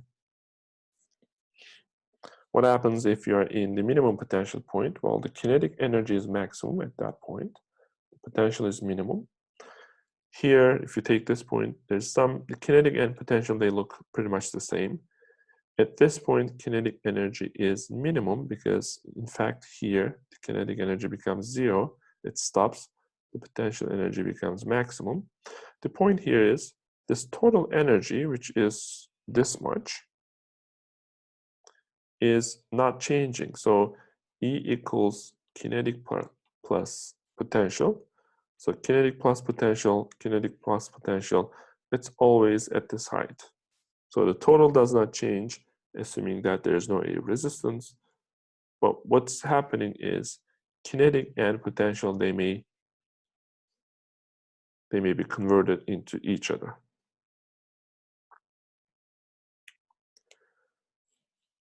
Contour maps are also a form of potential energy curve. If you have a hill or mountain like this, and the contour maps will look like these. So each of these lines, they're called equipotential lines, these circles, and they correspond to the same values of potential energy. For example, this line corresponds to height, maybe 450 feet, and every point on this curve, they correspond to the same height, which means if you think about mgy, the potential energy on this curve at every point will be the same, or the potential energy at these points on this curve will be the same.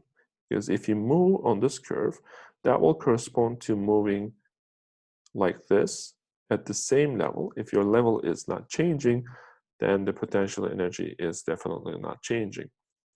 But if you move, let's say, from top to bottom, like this, it would mean you're actually moving this way, this direction. So since the heights are changing as you move this direction, the potential energy will change.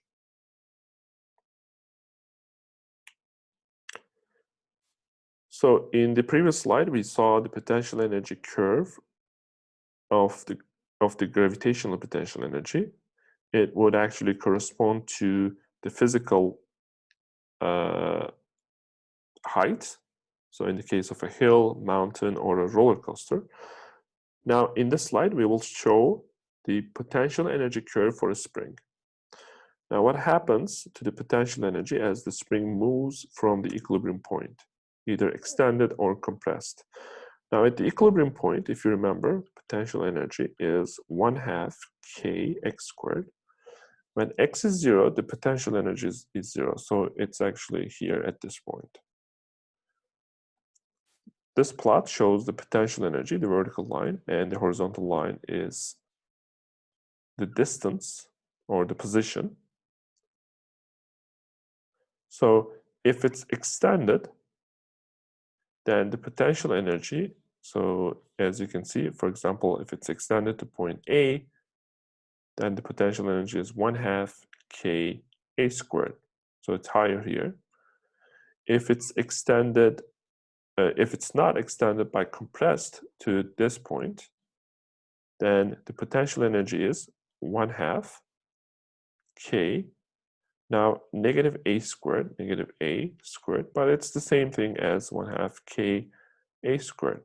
So you can see from here, the extension or the compression, they're the same thing. So you can store energy, potential energy in the spring, either extending it or compressing it. You can see that they correspond to the same positive potential energy.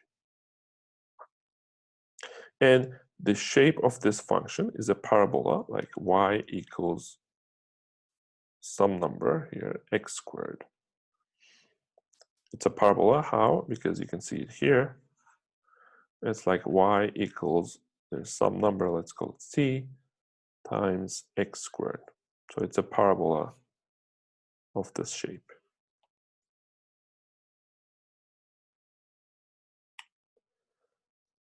Let's do this exercise. The plot below shows the potential energy curve of a 3 kilogram object. The object speed at x equals 0 is 2 meters per second. So this is x when the object is at x equals 0 here, or maybe we can put it here. The object is here. Its speed, initial speed is 2 meters per second. What is speed at x equals 2 meters? And we assume there are no non-conservative forces, so it's only gravity. So the object slides down and it comes here. What is the final velocity or speed here? So because there are no non-conservative forces, there's no provided, there's no wasted, so we can do E initial equals E final. So the kinetic energy initial plus kinetic potential energy initial equals K final and U final. What is the initial kinetic energy? Well, it has this velocity. Mass is given here, 3 kilograms. So 1/2 3 times 2 squared, because the speed, initial speed is 2. And what is the potential energy? Well, the potential energy is this plot is actually showing you the potential energy. When the object is at x equals 0, its potential energy is this, 9.35 joules. And it's going to be equal to final kinetic energy, 1/2 m is 3 times v final squared plus, and what is the potential energy here? And again, I'm going to look at the plot. It's 4.15 joules, 4.15. And if you solve for v, what you find is v final is 2.7 meters per second. And that's the answer.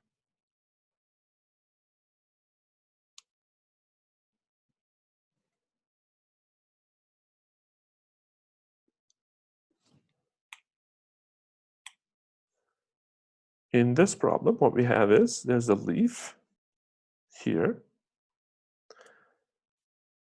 which is 17 grams, it falls. The height that it falls is 5.3 meters. And the final velocity that it hits the ground is given here, 1.3. And the initial velocity is 0. So in this case, there's a resistance. In this problem, you don't ignore it. The question is, how much energy does the leaf lost due to the A resistance? In other words, how much non-conservative work done on the leaf by the A resistance? Now, let's write down initial energy and final energy. So the initial energy is, there's no kinetic, there's just potential, which is mgh.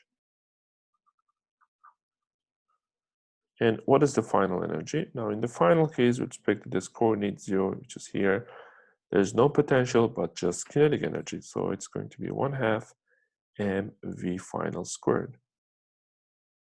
Now, what's asked here is, how much energy does the leaf lose due to air resistance? That's equal to non-conservative work done by the air resistance. So we're going to calculate non-conservative work done by the air resistance. If you remember, we had a theorem that this should be equal to change in energy, and we can write change in energy as final minus initial. And so the final is this one, 1/2 mv final squared. Initial is mgh. And if you write down the numbers, so m is 17 grams. 17 grams, you have to convert it to kilograms, 0.017. And times 1.3 squared, that's the final energy. Minus, again, mass is 0.017 times gravity is 9.8 times the height, h, is 5.3. Now, if you do this calculation, you find the non-conservative work done by the A resistance is 0.87 joules. Now, we calculated the work done by non-conservative force, A resistance, by using this theorem, this relation. We could also calculate it by doing F times F, let's say FA resistance, air resistance, times distance, but since we don't know what this F, we chose to calculate it from this theorem, from this relation. So how do we interpret this result? The leaf lost, we can say the leaf lost 0.87 joules due to the A resistance, we can say that. And the non-conservative work done by the A resistance is negative. That means the A resistance will decrease the total energy. And indeed, it makes sense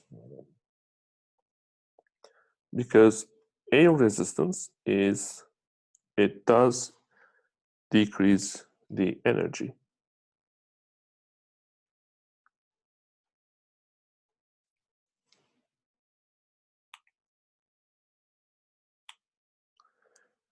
Now, let's come to this point, this question. It's an interesting problem. It says, so there's this circular object, and on top of it, there's this ice. Initial speed of the ice is 0, and maybe you give it a little bit push, so it starts sliding down. So at some point, so it will, it will be sliding down on the surface of this object, of this circular thing. So it will be actually making some circular motion here, but at some point, at some angle, we don't know what it is, it will actually leave the surface and it will move this way, fall this way. Now the question here is, at what angle theta, the ice cube leave the surface and fly off? Okay, so how do we do this? Now again, we can use the energy conservation here. So let's assume there's no friction, there's no air resistance in this problem. So now, when the ice cube is on the surface, there is what are the forces? The forces are mg. So the forces are mg, and there's also other force, normal force. There are no other forces, right? These are the only two forces. What about this situation? Again, there's mg, and there's a normal force in this direction. Now the point that this cube flies off, let's say this happens at theta angle, that's what we're going to find. It happens when this normal force becomes 0. Because remember, normal force, when is it non-zero? It's non-zero when an object is on the surface. For example, here it's non-zero because it's still on the surface.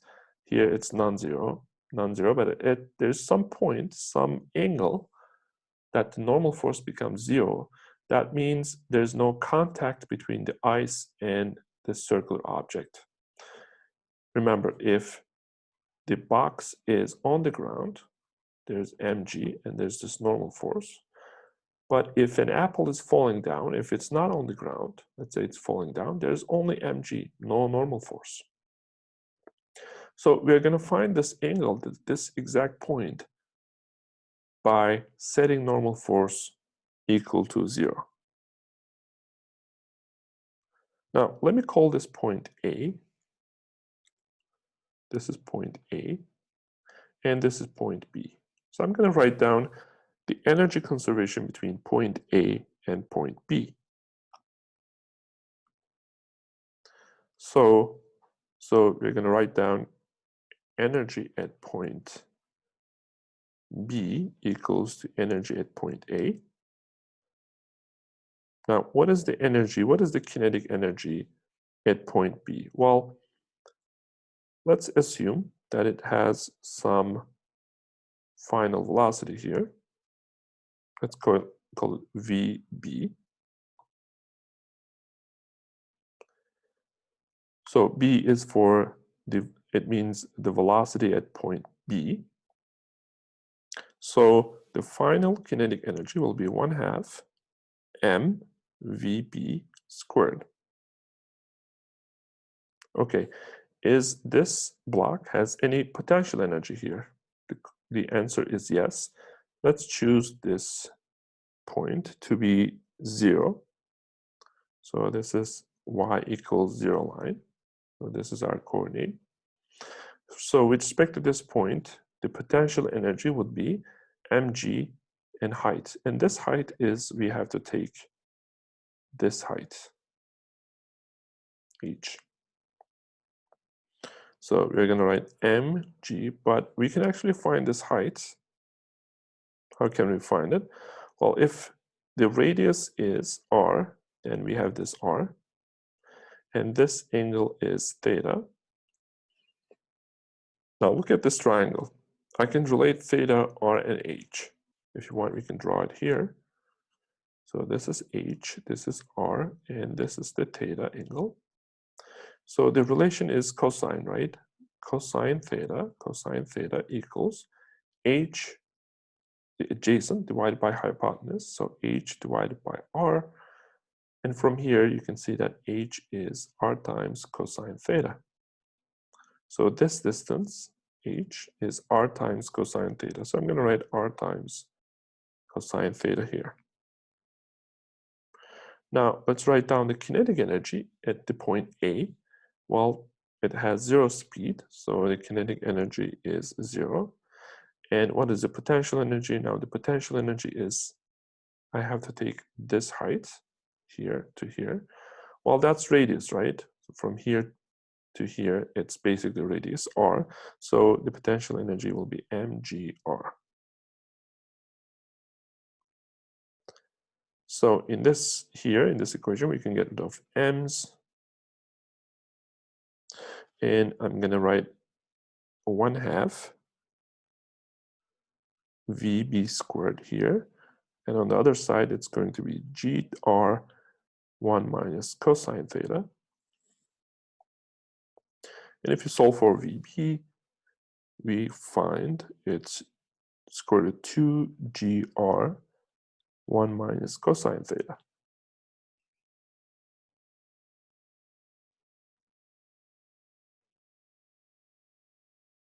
Now, at this point, we will apply. So we know the speed at this point, and we know that it's making circular motion. So we can relate this this speed to the forces like normal force, mg, and other things, and to also the angle. So for that, we have to use F net centripetal. Why do we use centripetal? Because this is a circular motion here. F net centripetal equals m a centripetal. And if you remember, a centripetal was v. In this case, we're talking about b. Let's focus on this point, that moment. So the velocity is vb squared divided by r. This whole thing is the definition of a centripetal, if you remember from earlier chapters. Of course, the velocity is changing at every point here, but we focus on this moment, the moment that the object is here.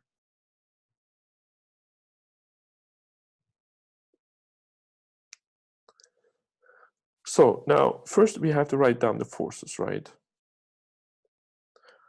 We can choose the radially inward direction to be positive or negative. So in this problem, let me choose the radially outward direction as positive. So anything that points outside will be positive. So in this case, we said normal force, which will be actually 0. We will come to that. And there's what are other forces? There's mg. Now, because we are dealing with circular motion, and we are interested in forces when we calculate F net Cp equals ma Cp, we are only interested in the forces in the radial direction. So n is already in the radial direction, radially outward. Now I have to find the component of mg in the radial direction, which is this component. Now if this is theta from the zigzag, you can see that this is also theta. So this component would be mg cosine theta. So let me write down any force in the outward direction as positive, anything towards the center as negative. So the normal force, I have to write it as positive. I'm going to set it to 0 in a second, but let's write it for a moment. And the inward, I chose it to be negative. Again, you can choose differently. You can choose this one positive and the outside as negative. It doesn't matter. So n minus mg cosine theta, it comes with negative sign because of my selection of the coordinate system. Okay, now this is going to be equal to m ACP, which is m. Now ACP is VB squared divided by r. Now A is, in circular motions, A is always, if the object is moving, let's say with some velocity, A is always towards the center. Now towards the center is negative in this problem. I chose it that way. In this case, this would be negative VB squared divided by r. Now, if we chose outward direction as negative and inward direction as positive, what would happen is this would be negative n positive mg cosine, and here we would have m positive vb squared divided by r. As you can see, changing the coordinate system doesn't change the equations. So now this equation is valid at every point as this object makes a circular motion between here. And let's say this is the last point that it makes the circular motion. And after this point, or right exactly at this point, the normal force goes to 0. So that means this block, the ice block, it will actually leave the surface at this point at this angle. So we're going to set normal force to 0. Now from here, what we have is negative mg cosine theta equals m. So there's also negative sign, and there's r here. And vb squared, vb was this thing, square root 2gr, 1 minus cosine theta. So we're going to take the square root of it, so it will kill the square root. So here we are going to have 2gr, 1 minus cosine theta.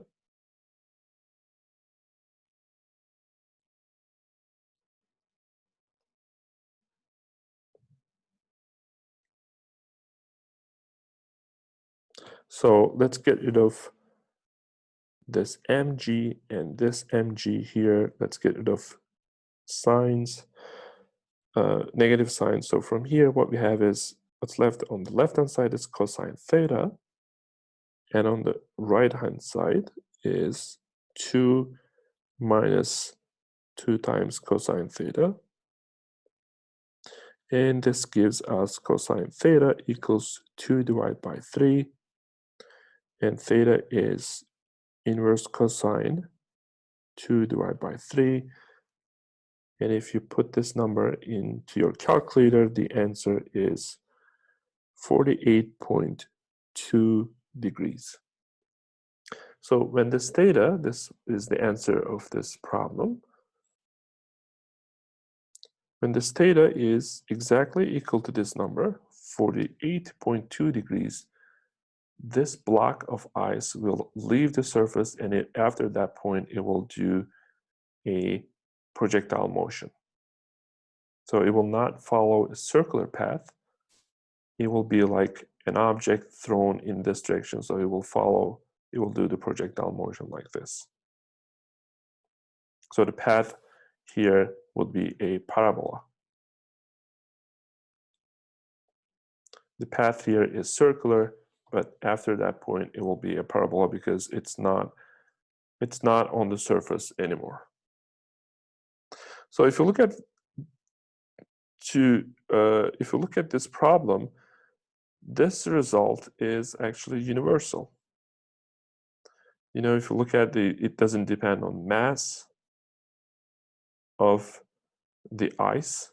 It doesn't depend on radius of this surface that the ice is on.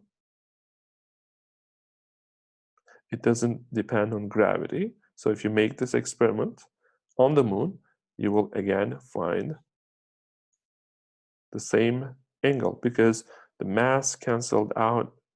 The gravity is g. We have not used it. And this r, in fact, also canceled this r. So the radius doesn't matter. You can use it, larger spherical object, and still you will find the same angle. So it's an interesting problem. You find some number for the angle which is universal, which means it's valid in several cases,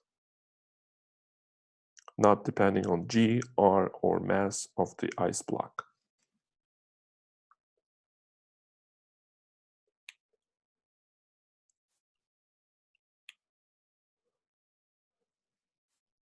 Okay, in this problem, we have an Atwood's machine. We have two masses connected with a rope. There's a pulley. This is the initial case. Initially, they are at the same angle. Of course, M1 and M2, they have different masses. Otherwise, they would not move. If they have the same masses, they wouldn't move, so they have different masses. So the heavy object will go down and the light object would go up. Now, if the heavy object goes down by h, let's say choose this point, these points of the objects, maybe like the middle point. So the heavy object, when it hits the ground, it goes down by the distance h. And since these two objects are connected with a rope, the light object should also go up with the distance h. Now, how do you find this final speed? That final speed of m2 will be equal to final speed of m1 because they are connected with the same rope. So let's use, since there's no provided energy, wasted energy, it's just E initial mechanical energy is conserved. So this is going to be kinetic energy and potential energy for both blocks, and this is for the final case. Now look at the blocks. They are initially, they have no speed, so the kinetic energies will be 0. And with respect to this coordinate system, this is the 0. They are at, choose these points. Their mgy's are 0, so there's no potential energy initially.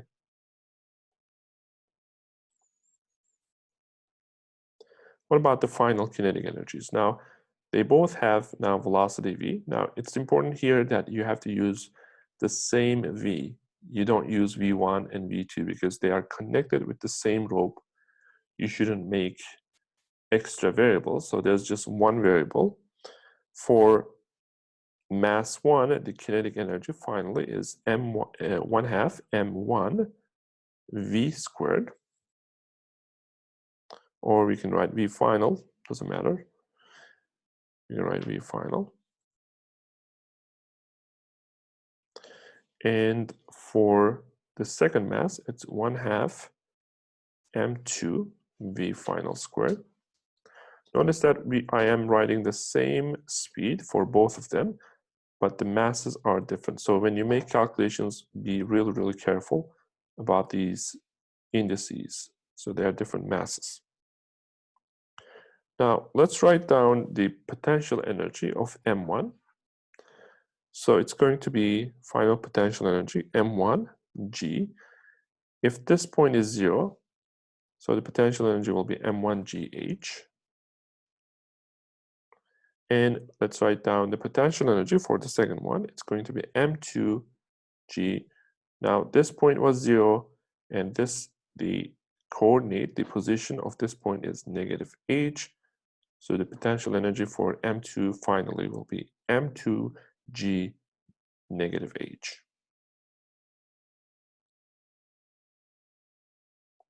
Now we can rewrite everything. For example, we can put the potential terms to the other side. So it will be M2, and we can combine them. M2 minus M1 times GH. And now we can also combine the kinetic energies. One half M1 plus M2 V final squared. And if you want to solve for, let's say, V final, it becomes square root 2gh m2 minus m1 divided by m1 plus m2. So that's the answer for the final speed.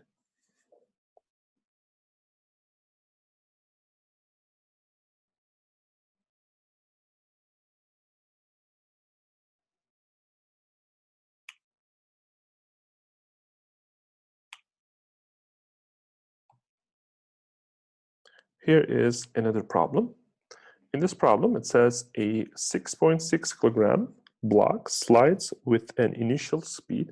So it's thrown up with initial speed 2.25 meter per second.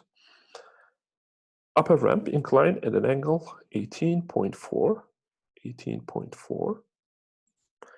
with the horizontal, the coefficient of kinetic friction between the block and the ramp is mu k is 0.44. Use energy conservation to find the distance the block slides before coming to rest.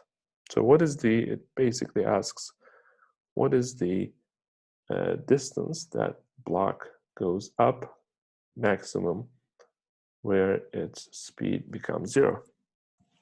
But there's some wasted energy. It's work done by the friction force. So we have to add it to the equation. If you remember, for such cases when there's a loss in the energy or there's provided energy externally, we would use this most general formula. Now let's start with the initial energy. Initially there's kinetic energy. It's thrown with this initial speed. So I'm going to write 1/2 mvi squared. Is there any energy provided to this block externally? Like, is there any person that pushes it up? No, there's no such provided energy. That's why it's 0. Is there any kinetic potential energy initially? No, it's on the ground. The potential energy is 0, so there's no potential energy term on the left-hand side. Now, let's think about the final. It's now here. So at the top, its speed is 0. So it has no kinetic energy. As you can see, there's no kinetic energy, but it's only the potential energy. And also, I have to add the work done by the friction. I have to add it into energy wasted by non-conservative forces. Because the friction does not give that block energy. It's not provided energy. It's wasted energy. It takes out energy from the system. Now, first I have to calculate W friction to be able to solve this equation for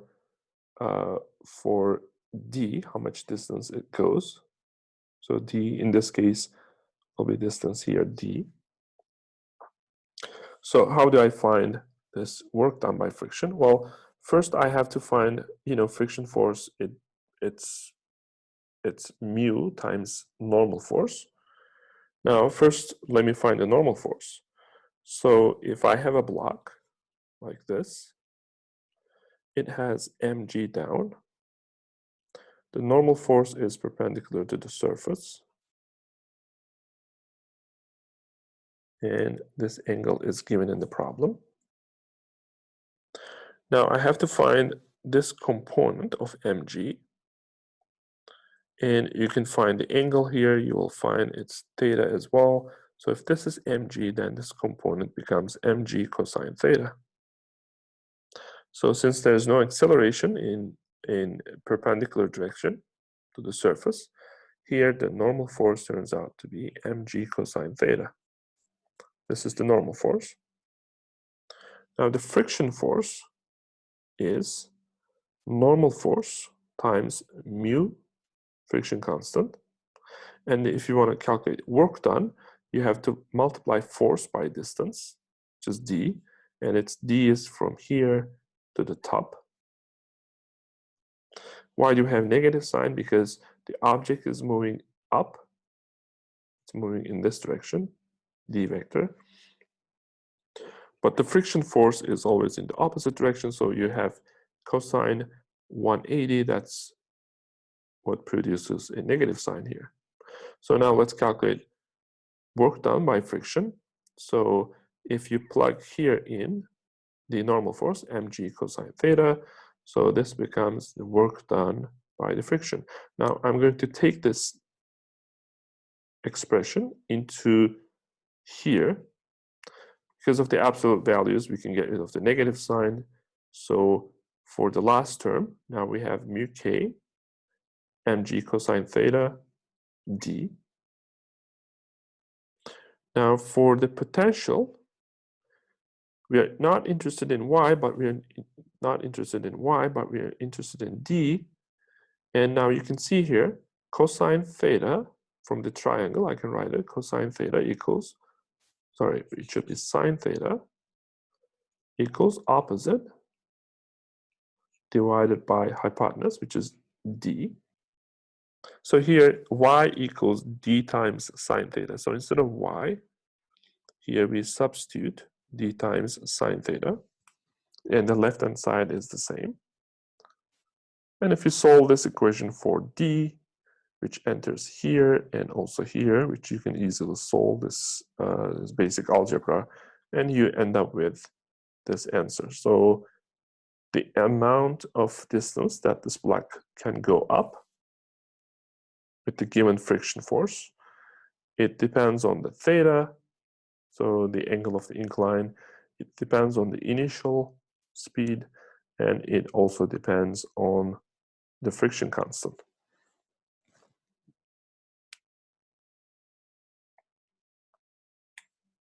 Okay, this is end of this lecture, so see you in the next lecture.